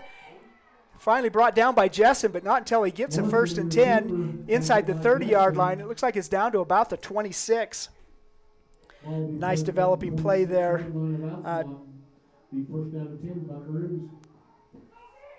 To the 26-yard line. My stats are way off here. I apologize. I'm going to have to catch up here. That's a 15-yard play, a 1st and 10 for the Buckaroos. Out to Cash Mack. He breaks the tackle. He's still on his feet and goes out of bounds. Number 11, Briggs Wall. Mack was your receiver. Pick up of about 6 yards on the play, bring up 2nd down and 4 for the Buckaroos. Call that 6 yards on 1st down to make it 2nd and 4. 2nd and a long 4. 3 receivers on this near side for the Buckaroos. 3 offensive linemen. 4 Longhorns. Going to put some pressure. And there's a flag or a whistle. Going to call motion, or it's a 5-yard penalty against Monticello. We'll move the ball back close to the original line of scrimmage. It's going to be 3rd and 10.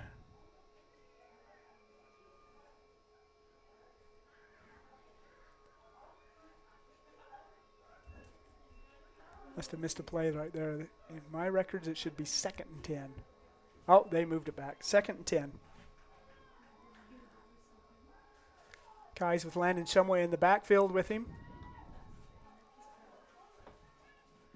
Jackson moves. He throws. Oh, he slipped and caught. What a catch there by Cash Mack, who caught that ball flat on his back, reached up and pulled it down. got good hands when he's on his back. That's a nice play. 7-yard gain will make it 3rd and 3. The sophomore pulled down that catch even as he was sliding down to the ground. Nice throw and nice catch. 3rd and 3. There they got him to move. I heard a little feedback that first 5-yard jump that was called against Monticello may not have been quite as egregious as the refs thought that it was Altamont that jumped. But that's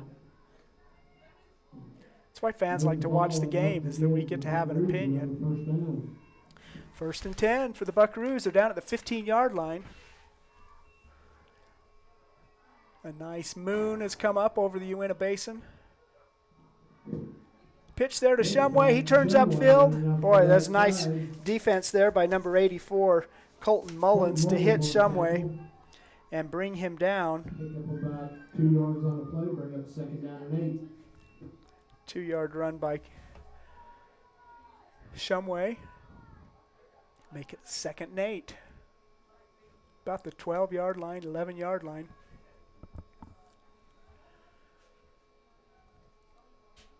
Kai's behind center with 2 running backs behind him. Tristan Burtonshaw, he's going to turn and pass. Oh, man, that was so close. The intended receiver was Cash Young, but nice defense there by Chaz Thacker to knock that ball down. Falls incomplete. It's going to make it 3rd and 8. That was the first incomplete pass after 3 completions to open the second half for Jackson Kai's. Really, he's throwing the ball well tonight, and he's run the ball well tonight too, and we got a 22-6 score to show for it.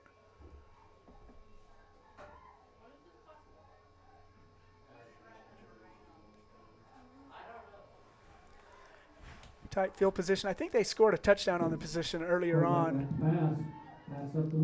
It's going to be the same play too. Kai's to Jaden Camacho is sniffed out there by the Longhorns.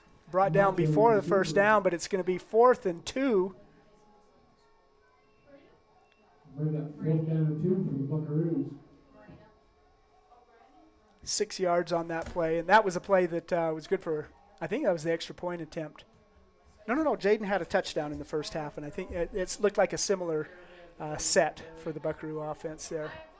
They're going for it, 4th and 2. Kai's down to Cash Mack, and he gets around the corner, and it looks like he's into the end zone. Touchdown.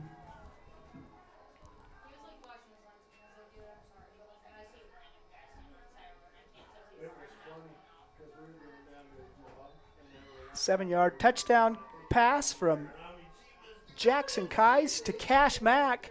Sophomore gets a touchdown.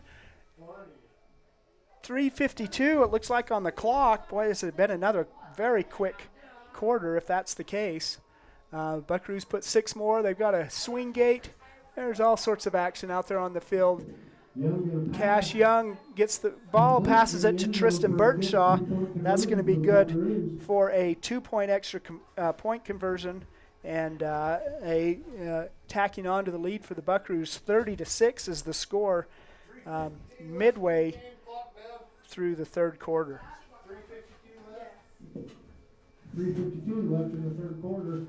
Buckaroos 30, your Altamont Longhorns 6. Wow. So Altamont started this. They received the second half kickoff, and they got a first down. There were 5 passes, 3 of them complete. Well, 4 of them complete because the last pass in that series was intercepted by Tommy Morrison. Really set up a short field. There's a 44-yard scoring drive for the Monticello Buckaroos, but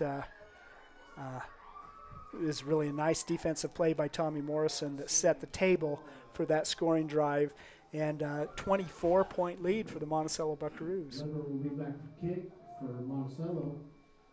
Nelson and Jessen back to receive for Altamont. John Lieber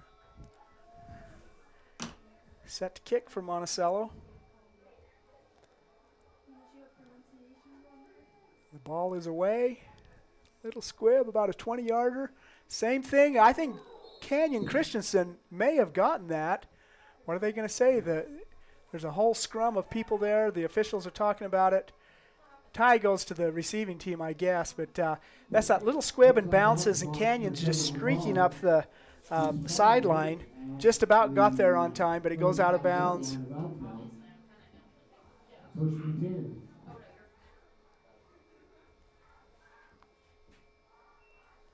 It's going to be at the 35-yard line where this next possession will start. 30-6 is our score. Halfway through the third quarter already. 5:30. This has been a quick game. I can get home before midnight, maybe. Ledbetter with the ball. He goes back to pass, steps up into the pocket, throws a short one, and that's going to be called pass interference, probably against Monticello. Logan Nelson was the intended receiver, Logan Shumway. So Logan Nelson and Logan Shumway got in the way, and they're going to call a pass interference call against Logan Shumway. It's going to give the Longhorns a 1st and 10 right at midfield.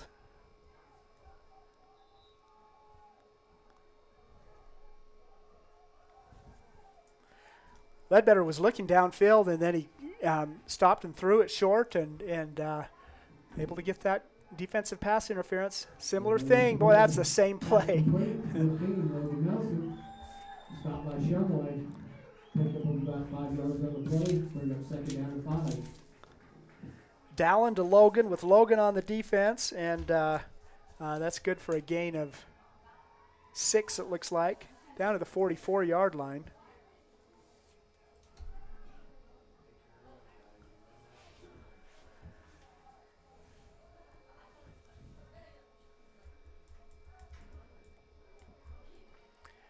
Ledbetter brings in the play. Longhorns come to the line. 3:04 remaining in the third quarter, a 30-6 lead for the Buckaroos. Ledbetter back, he throws it, it's up. Incredible catch there, man alive. Chaz Thacker just had a tremendous catch there. William Bean Rogers was right there. It's a jump ball. And Thacker was able to bring it down. Goes away all the way down to about the 17-yard line, 18-yard line.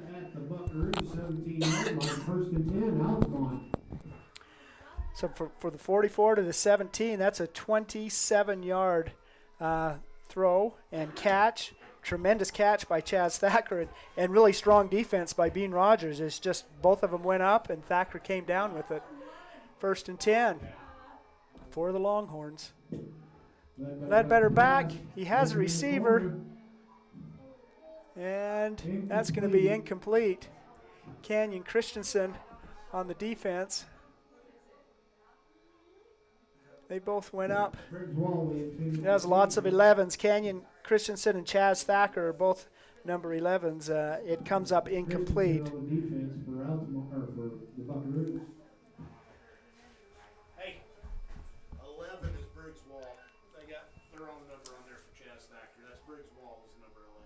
Oh, I'm told that all this glory I've given to Chaz Thacker is actually Briggs Wall.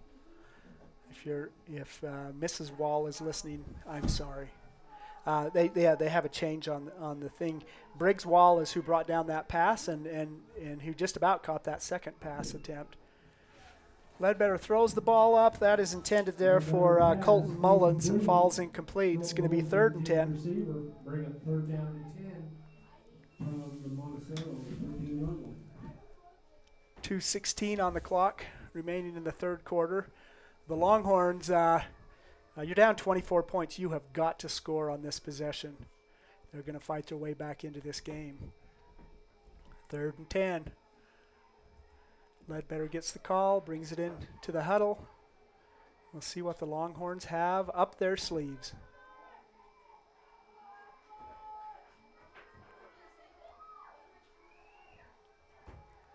Ledbetter alone in the backfield. Nilsson goes in motion. Ledbetter back. He's looking for his receiver, and he's got it. Oh, almost brought in there by Nelson, but it falls incomplete.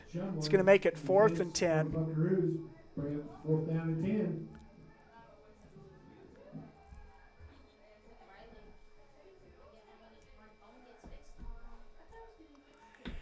Joining us on Red Rock 92, StreamUtah.live, Friday Night Lights on Halloween. This is as good as it gets.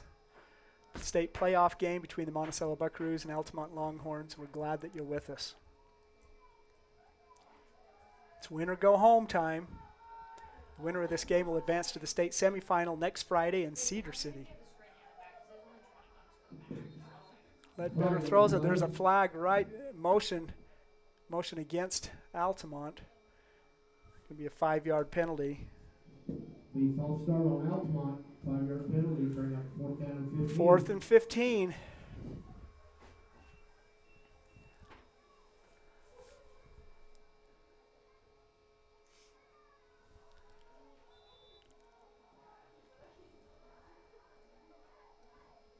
Absolutely tremendous catch there by Briggs Wall to give Altamont a 1st and 10 in scoring position, but they've kind of bogged down since then. They're out of scoring position now, actually at the 22-yard line. 4th and 15.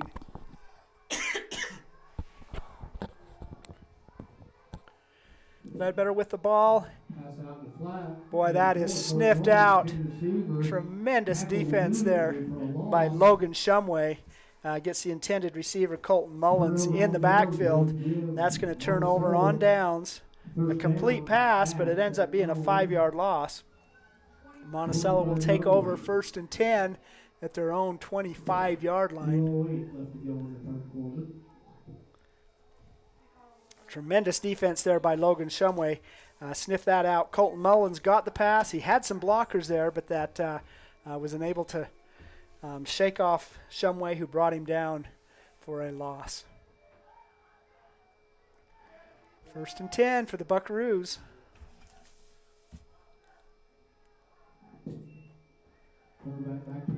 Kais rolls out. He throws it. He's got Cash Young. It's just off his fingertips. The receiver is Young, but over his head for incomplete. Briggs Wall on defense for the Longhorns. Bring up 2nd down and 10. Incomplete pass on that play. Makes it 2nd and 10. 2:02 remaining on the clock.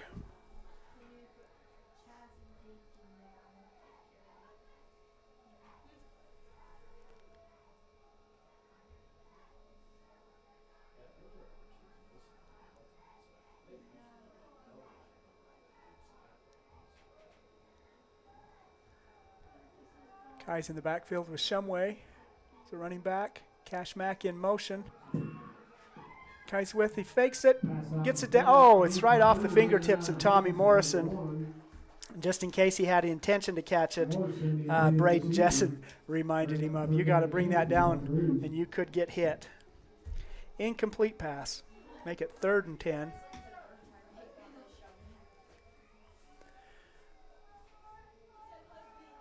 After an impressive opening drive of the first half of the second half for the Buckaroos, they've gone 3 and out so far. Cash Young catches that ball. It looks like it's going to be a gain of about 9. Kais to Cash Young. It's going to be a 9-yard gain to make it 4th and 1. The 34-yard line. Not going to be much hesitation of what they're going to do here.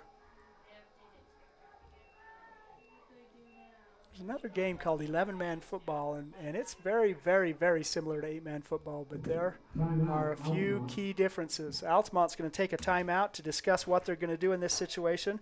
We're going to hear from a few of our sponsors. You're listening to Friday Night Lights on Red Rock 92.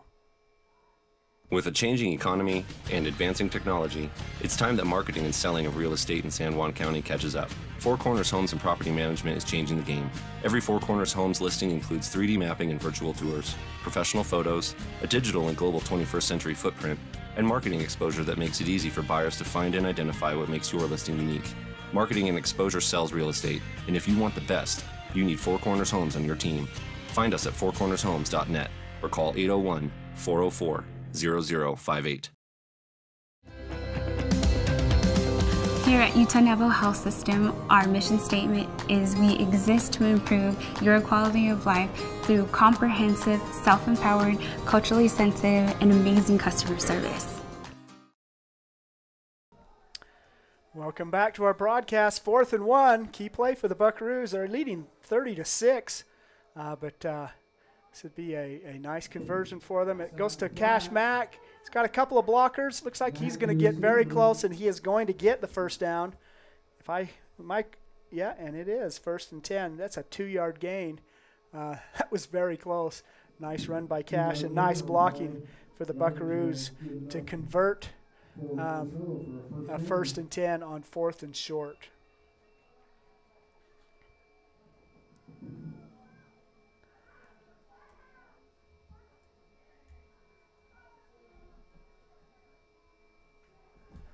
(30-6) is our score in Altamont in this state quarterfinal game. A lot of football being played right now, and a lot of trick-or-treating going to start here pretty soon. 3 receivers on the near side. Kais fakes it. Cash Young gets in. He brings that down. Nice catch by Cash Young. It's into Altamont territory, about the 36-yard line. Is a great defense there by Briggs Wall, but Cash went up, and just as we saw Wall do on the prior thing, this time it's the Buckaroo who came down with the ball, and with a 1st and 10, it's at the 36-yard line. 26-yard gain and another 1st and 10 for the Buckaroos. Jackson's really throwing a nice ball today. Kais hands it to Shumway. He works around the blockers, gets upfield. He's still on his feet. He's finally brought down at about the 25-yard line, it looks like. It's going to be a 9-yard gain on 1st down by Landon Shumway. Down to the 25, really a nice gain. In fact, that's going to be a 10-yard gain and a 1st and 10 for the Buckaroos. Down to the 25. And that's it, the final play of the 3rd quarter. 30-6 is our score here in Altamont.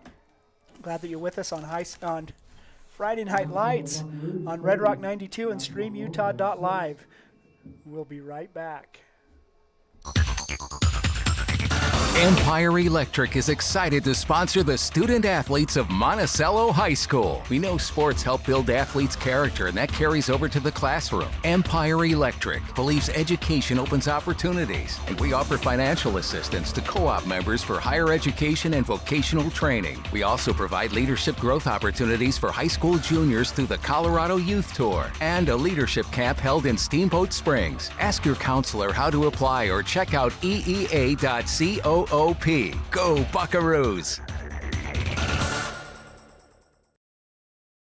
Did you know a nuclear power plant needs just 2.2 pounds of uranium to produce as much energy as 3 million pounds of coal? Energy Fuels' White Mesa Mill in Blanding is becoming America's hub for a clean and reliable energy future. They're revolutionizing the way we power our world by harnessing the incredible energy contained in naturally occurring uranium to fuel clean, carbon-free nuclear power. Visit energyfuels.com. We're back in action. Altamont pass there to Mack. Cash Mack, he gets around the corner. It's going to be a gain. It looks like that's going to be a 12-yard gain. And another 1st and 10 for the Buckaroos. Nice catch and throw from Kais to Cash Mack. 12 yards. Another 1st and 10. Buckaroo offense is on a roll. Down to about the 13-yard line, it looks like. Opening play of the 4th quarter.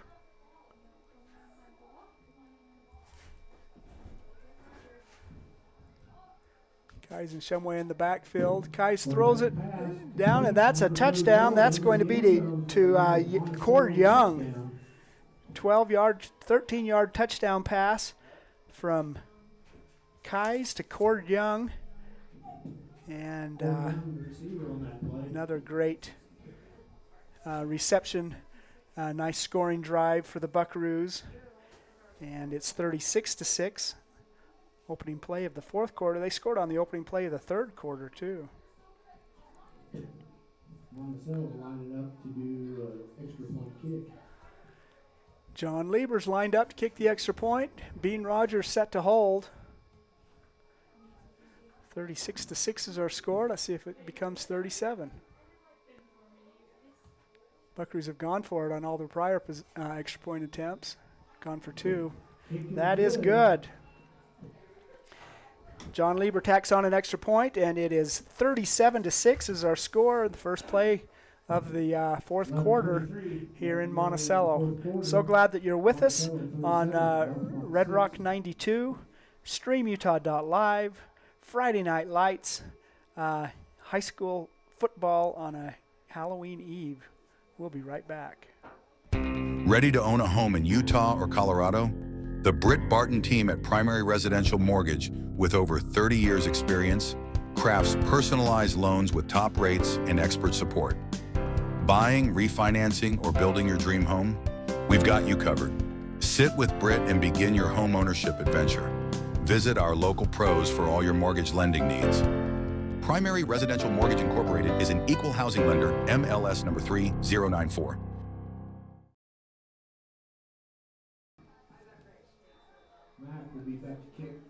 All right, we're back. 37-6, a 31-point lead for the Monticello Buckaroos. Cash Mack kicks it off. That is picked up by Jessen. He's wrapped up and knocked down. John Lieber and Cash Mack combined. The two kickers combined for the tackle. Altamont will take over 1st and 10 at their own 47-yard line, 46-yard line.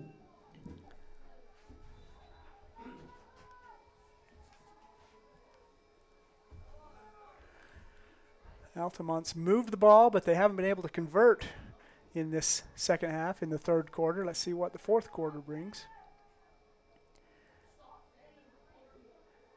Jessen in motion. Ledbetter gets the ball. He passes it down to Walls.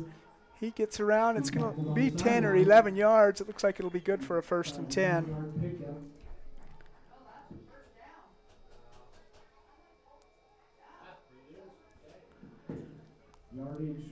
11-yard play will give the Longhorns a 1st and 10 in Buckaroo territory at their 43-yard line. Nice play there. Altamont's gotten first downs. They've moved the ball, but their first possession ended with a really nice interception by Tommy Morrison. And the second possession, they got all the way down into scoring position, but could not convert and turn the ball over on downs. Ledbetter gets it down to Jessen. Boy, he makes several people miss. Finally bowled out of bounds. Running over Bean Rogers on the way. No, that's Tommy Morrison. But a nice play there for the Longhorns. Get another 1st and 10. It's at the 29-yard line.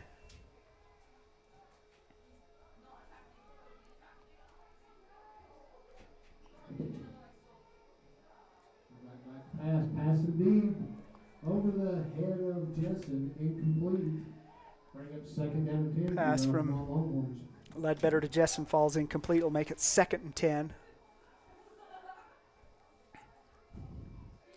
Sun still shining here in the fourth quarter of a state playoff game. I was fearful it was going to be dark for several hours.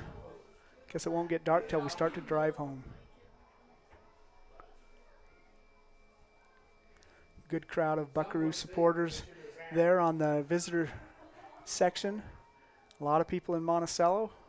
Got a lot of people watching the game right now, and I think we're on Red Rock 92 right now too.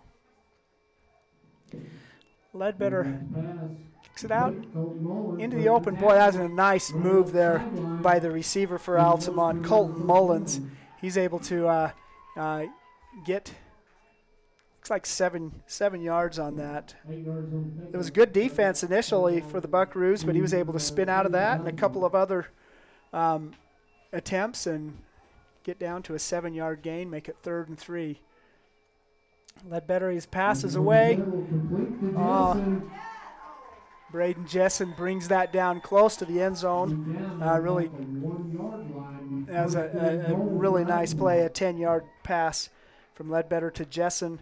It's good for another 1st and 10. It's 1st and goal. And the Longhorns are in scoring position right here. Their opening possession of the 4th quarter. Ledbetter drops it down to Jessen. Jessen avoids the tackle and looks like he's going to go into the end zone. Touchdown. 2-yard touchdown pass from Ledbetter to Braden Jessen. Puts the Longhorns on the scoreboard for the first time in this second half. 37-12 is the score with extra point pending. 9:25 on the clock. That was a nice 54-yard scoring drive by the Longhorns, all through the air. Completed 5 out of 6 passes, only had 1 incompletion. Really efficient passes to 3 different receivers, and a nice scoring drive for Altamont. Looks like they're going to go for 2. Couple people in motion. Oh, and once again, he slips and falls. That's the second time that Ledbetter has slipped, and in crucial times too. 37-12 is going to be our score. 25-point lead for the Monticello Buckaroos. There's 9:25 remaining in the 4th quarter of this state quarterfinal game, and beautiful. And I say that with a straight face. It's beautiful in Altamont today. Glad that you're with us. San Juan Building Supply in Blanding has lumber, tools, and building materials for any project. Enjoy quality products and expert advice. Call 435-678-2000 or come in and see us at 1050 South Main Street.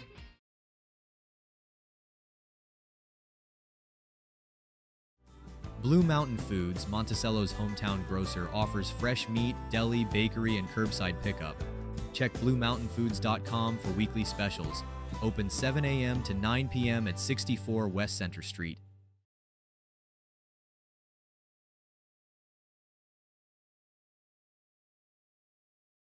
Welcome back to Altamont High School. The Monticello Buckaroos have a 25-point lead in the 4th quarter in a rematch of a great game in September. It was the homecoming game for Monticello when Altamont came in and came away with a win. So the Buckaroos are going to be pleased with this lead right now. Canyon Christensen gets the ball. He comes to a slide right about the 32-yard line. So Monticello will take over 1st and 10 at their own 32. Again, that was a 6-yard scoring drive, or a 6-play scoring drive, 54 yards. 5 of 6 passes were completed in that, including the 2-yard pass from Ledbetter to Jessen so for the Longhorns' 2nd score of the game. Monticello's going to want to eat up some clock here. They're going to go to the air. Kais is hit, and he is hit hard. Boy, that was a big hit there by number 52, Parker Phillips. Man, he is a big kid. He's a junior, and Jackson is going to feel that tomorrow. Tremendous defensive play, a 12-yard loss. 12 yards on the play, bring up 2nd down at about 22 for Monticello. I talked about how balanced the offense was for the Buckaroos in the first half with 20 running plays and 19 passing plays. It's been more one-sided. That last scoring drive, Monticello had 8 passes and 1 run, but they scored. So Landon Shumway is following some blockers, moving slow, but gets around the corner. It's going to be close back to the original line of scrimmage.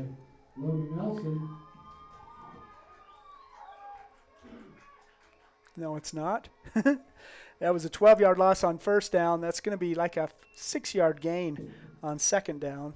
It's going to make it 3rd and 15. Gain for the Buckaroos, bring up 3rd down at about 15.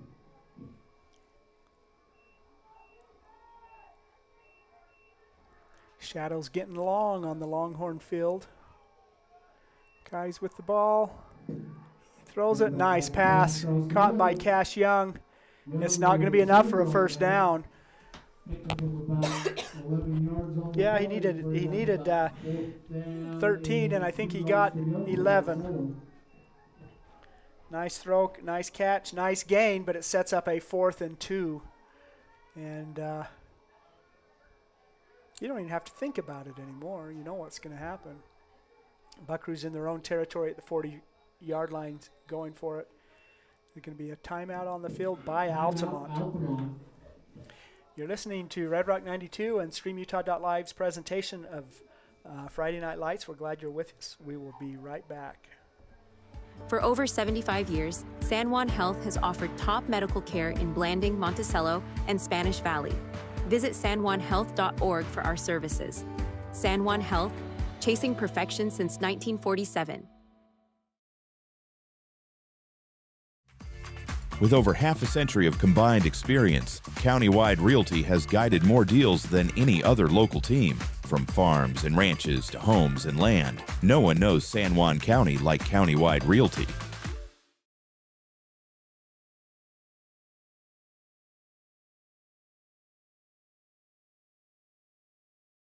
San Juan Credit Union. Your money, your future, your credit union.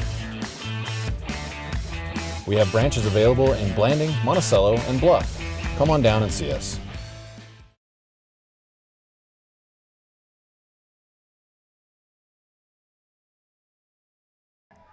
All right, it's 4th and 2. Kais throws the ball. He finds an open receiver. That's going to be good for a 1st and 10. Cash Young fights for some additional yardage. Turns into a pretty good gain for the Buckaroos, a gain of 8 on 4th and 2. So a 1st and 10. Tackle for Altamont.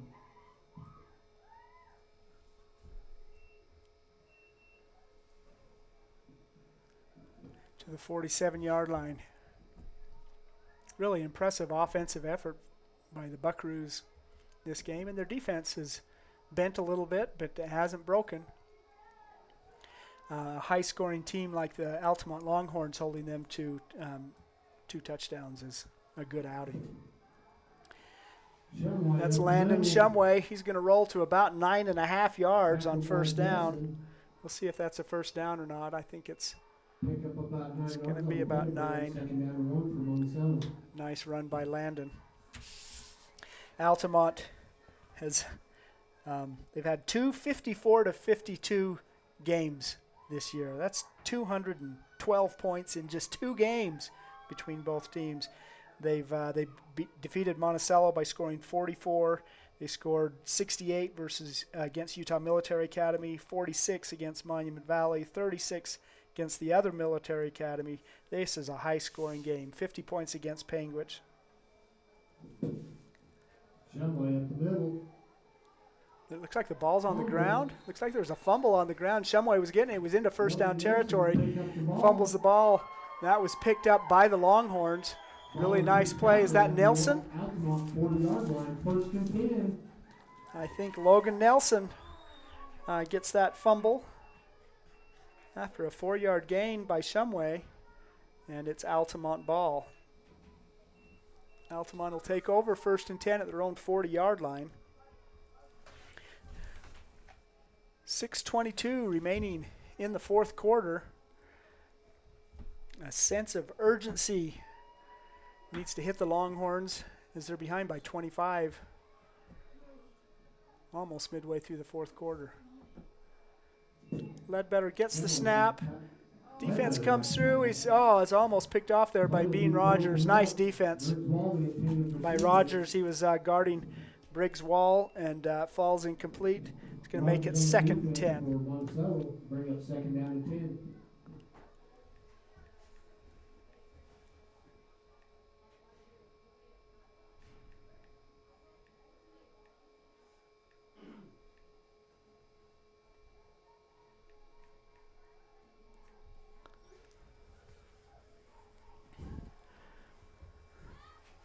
Still a lot of sun. This is something you don't see in Monticello with the mountains to the west, is long shadows on the end of a day.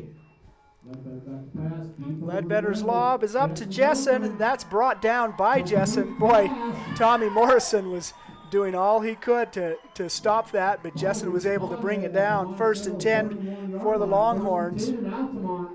at the 31-yard line. 29-yard throw and catch from Ledbetter to Jessen. Ledbetter back to pass. Gonna run up the middle. He'll take the knee. Ledbetter scrambles and gets some positive yards before he's brought down after a gain of about 9 on first down. It's 2nd and 1.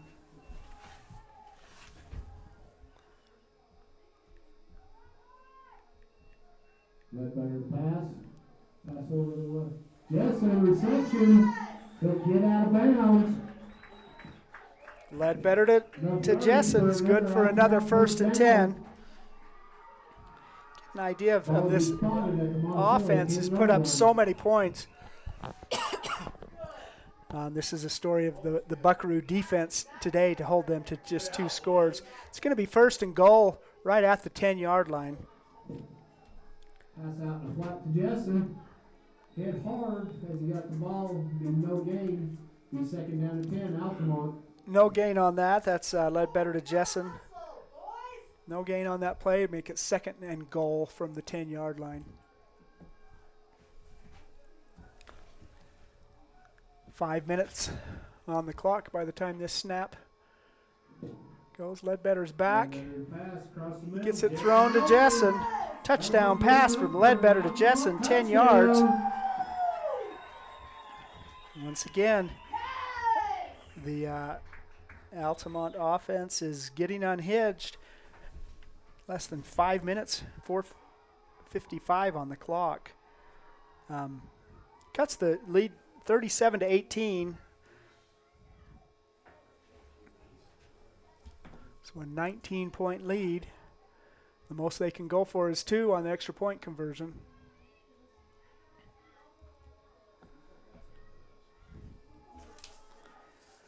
Colton Mullins and Jessen split to the far side. Ledbetter has it. He throws it, and they're going to call an incomplete pass attempt.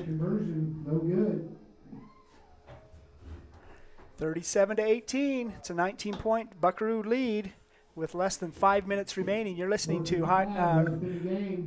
I'm beginning the transition to high school hoops. This is not high school hoops. This is Friday Night Lights, playoff football on Red Rock 92, streamutah.live. We're so glad you're with us. We'll be right back. With over half a century of combined experience, Countywide Realty has guided more deals than any other local team. From farms and ranches to homes and land, no one knows San Juan County like Countywide Realty.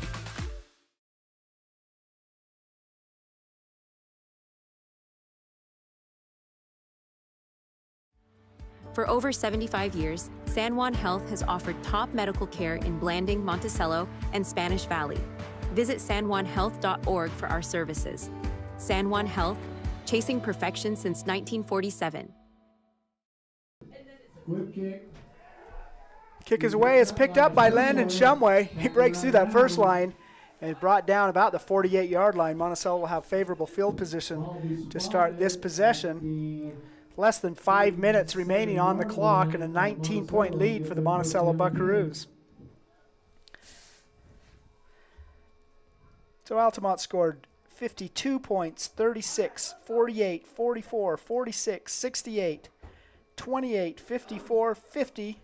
Against Milford, they just scored 6, but you can see how many points this team can put up, and so holding the Longhorns to 3 touchdowns is really a defensive great game for the Buckaroos. This Longhorn team knows how to score the ball. We've got timeout by the Buckaroos.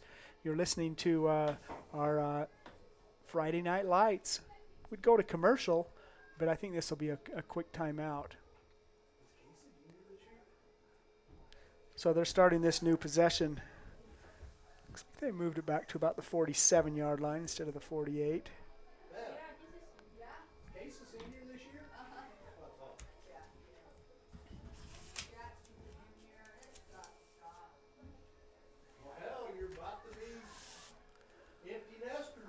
Trunk or treating, trick or treating, going to a party, join Halloween, be safe out there.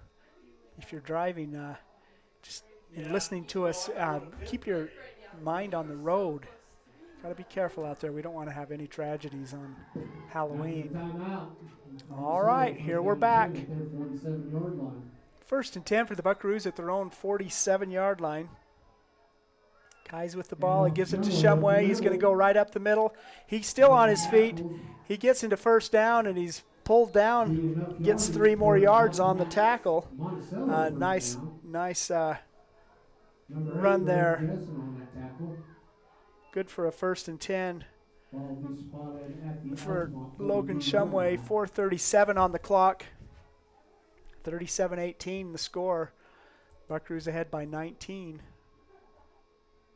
Winner of this game moves on to the state semifinal, where if the seedings go according, and they haven't gone so far today, but if the seedings go, they'll run into number 2 Milford next week.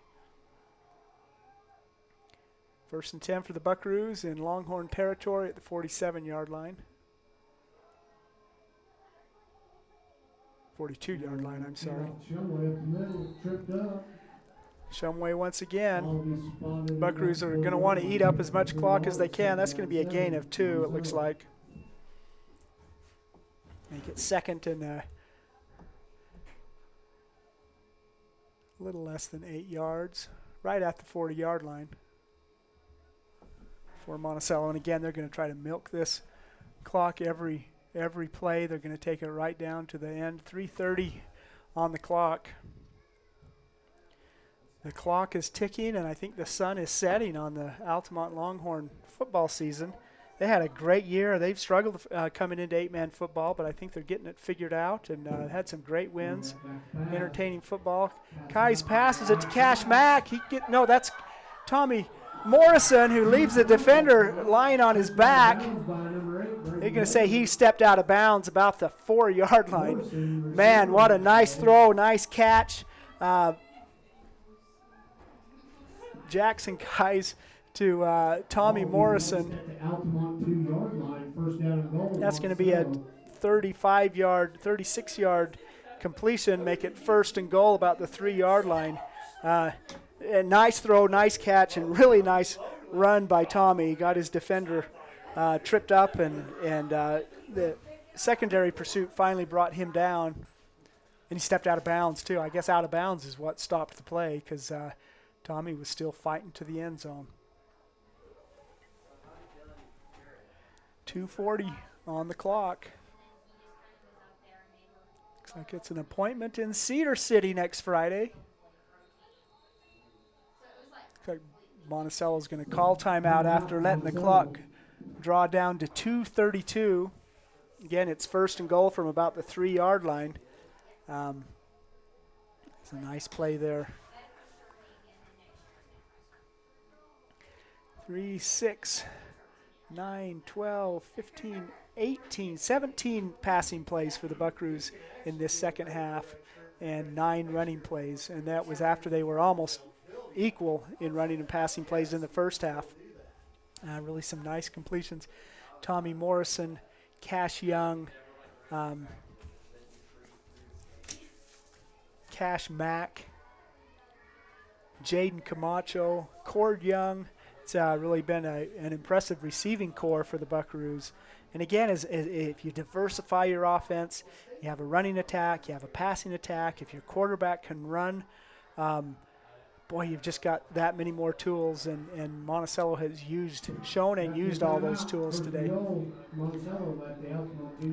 1st and goal, Buckaroos have 3 receivers all in a bunch on the far side. Kai's with it. Going to get it back to Tommy Morrison. He fights his way into the end zone. Touchdown for the Monticello Buckaroos. A 2-yard touchdown pass from Jackson Kai's to Tommy Morrison. After that really nice play, I think they wanted to get that to Tommy to congratulate him on his nice play the play before. Into the end zone for the Monticello Buckaroos. 2:26 on the clock. 43-18 is our score. Extra point pending. John Lieber set to kick. William Bean Rogers set to hold.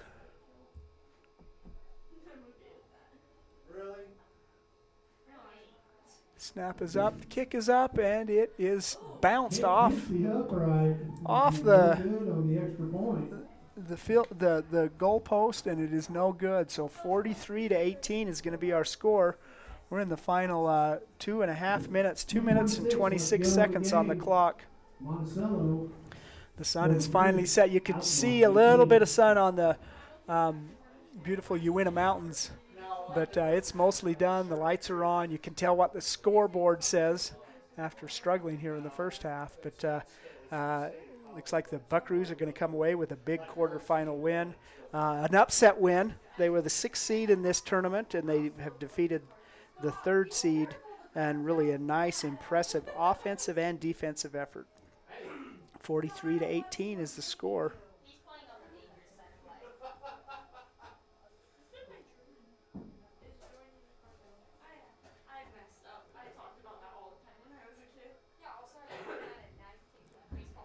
Really nice effort for the Buckaroos.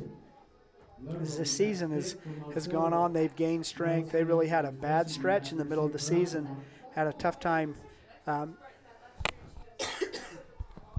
bringing down the best player on the other team, and Braden Jessen was that player when they played earlier, but they've shut him down pretty much as you can. Jessen gets that kick, he fakes a handoff. He's still on his feet, goes out of 2 blocks, finally brought down by John Lieber.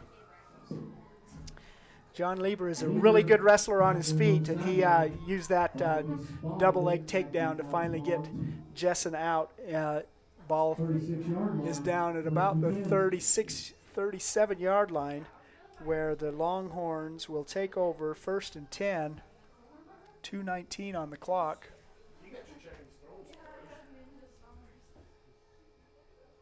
And it's a 25-point game.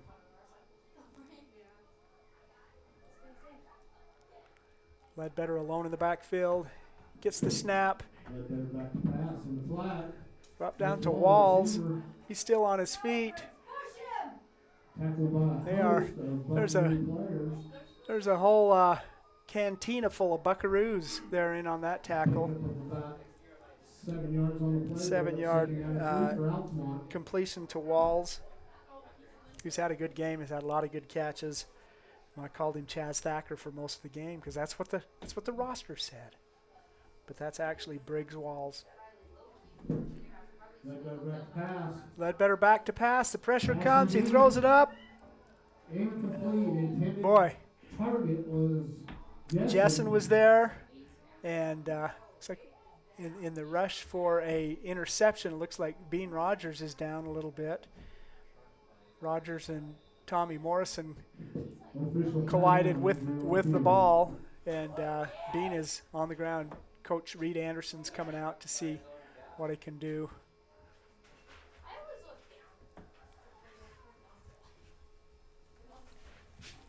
Hate to see that. 1:40 remaining.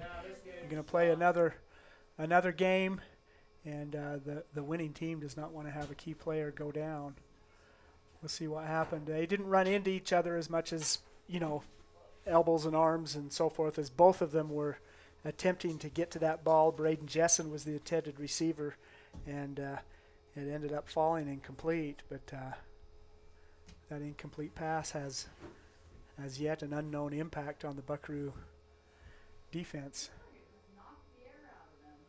He's up. He's grabbing his helmet, walking to the headline, or to the sideline. Walking into the headlines. The headlines will be Buckaroos advance to the state semifinal, I guess. So Bean Rogers coming off the field. He's moving well, a little slow, but he's moving well. So go backward. We've got 3rd and 3, the 44-yard line after that incomplete pass. 1:40 on the clock. Defensive adjustment. Canyon Christensen's playing safety. Handoff to Jessen. Pass. Brings Wall. Complete pass. Boy, that's the 2-11s, Canyon Christensen and Briggs Walls, meet and make a Oreo sandwich out of the ball. Is a nice catch there by Walls and a Great hit by Christensen, but it's going to be good for a 1st and 10 down at the 31-yard line. So a 26-yard completion on that, and a 1st and 10 for Altamont. Clock is running, minute 20 on the clock. Closing minute of the season for the Longhorns. This is a sad situation in the playoffs because if you lose, you're done. Passing across the middle. Pass broken up by Shumway. Intended receiver. Landon Shumway knocks away that pass attempt. Really nice defense by Landon. Going to make it 2nd and 10 at the 31-yard line. Incomplete pass stops the clock. Minute 10.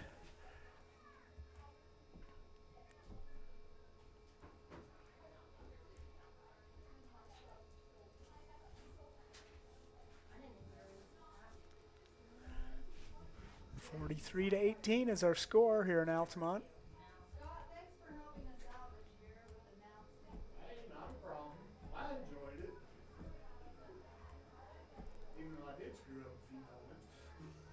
Little motion. Ledbetter back to pass. It's lobbed up. Jump ball. Wow. I don't know if Colton Mullins plays basketball. I assume he does because he's won a couple of jump ball attempts in this game, and Briggs Walls probably too. But nice throw, nice catch.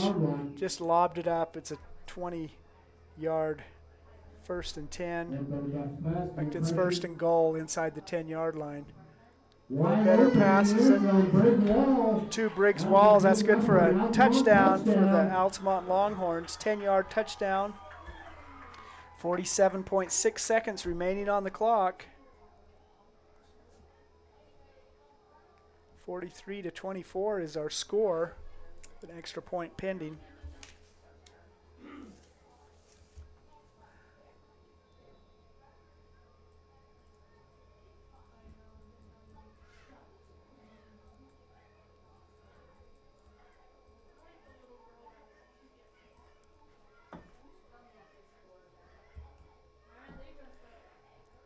Extra point in the closing seconds of this game. Longhorns want to tack 2 more on.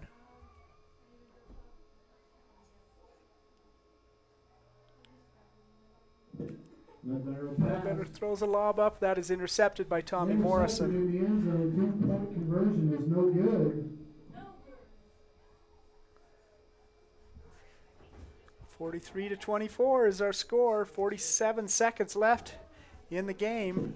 47 seconds left in the game. 19-point Monticello lead. I think you can call that a safe lead. But again, they want to get out of this now with no injuries and give a heartfelt congratulations to the Altamont Longhorns. And they get to move on to basketball and wrestling season. Monticello lives to play another day. Next Friday, state semifinal.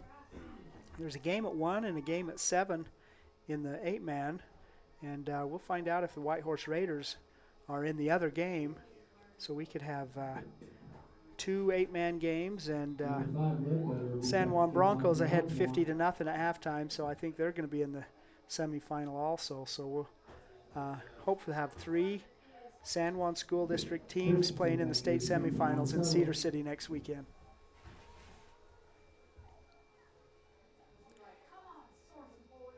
Canyon Christensen deep for the Buckaroos. 4 down linemen. It's going to be a squib. Hand squad. That is picked up there by Landon Shumway. Shumway gets the ball. Be placed at Monticello 39-yard line. 1st down and 10. Monticello. Be at the 39 where the Buckaroos will take over. 47 seconds on the clock.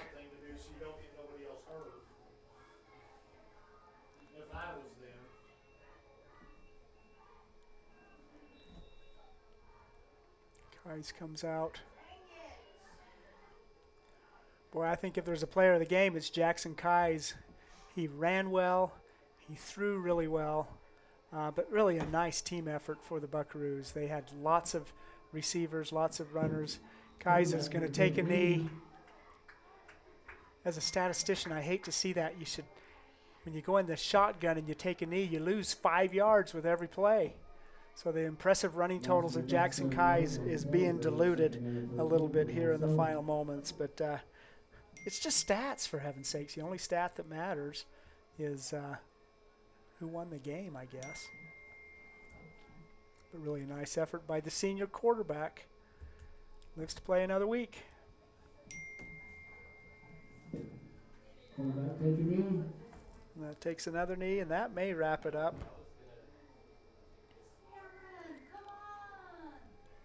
And that's it.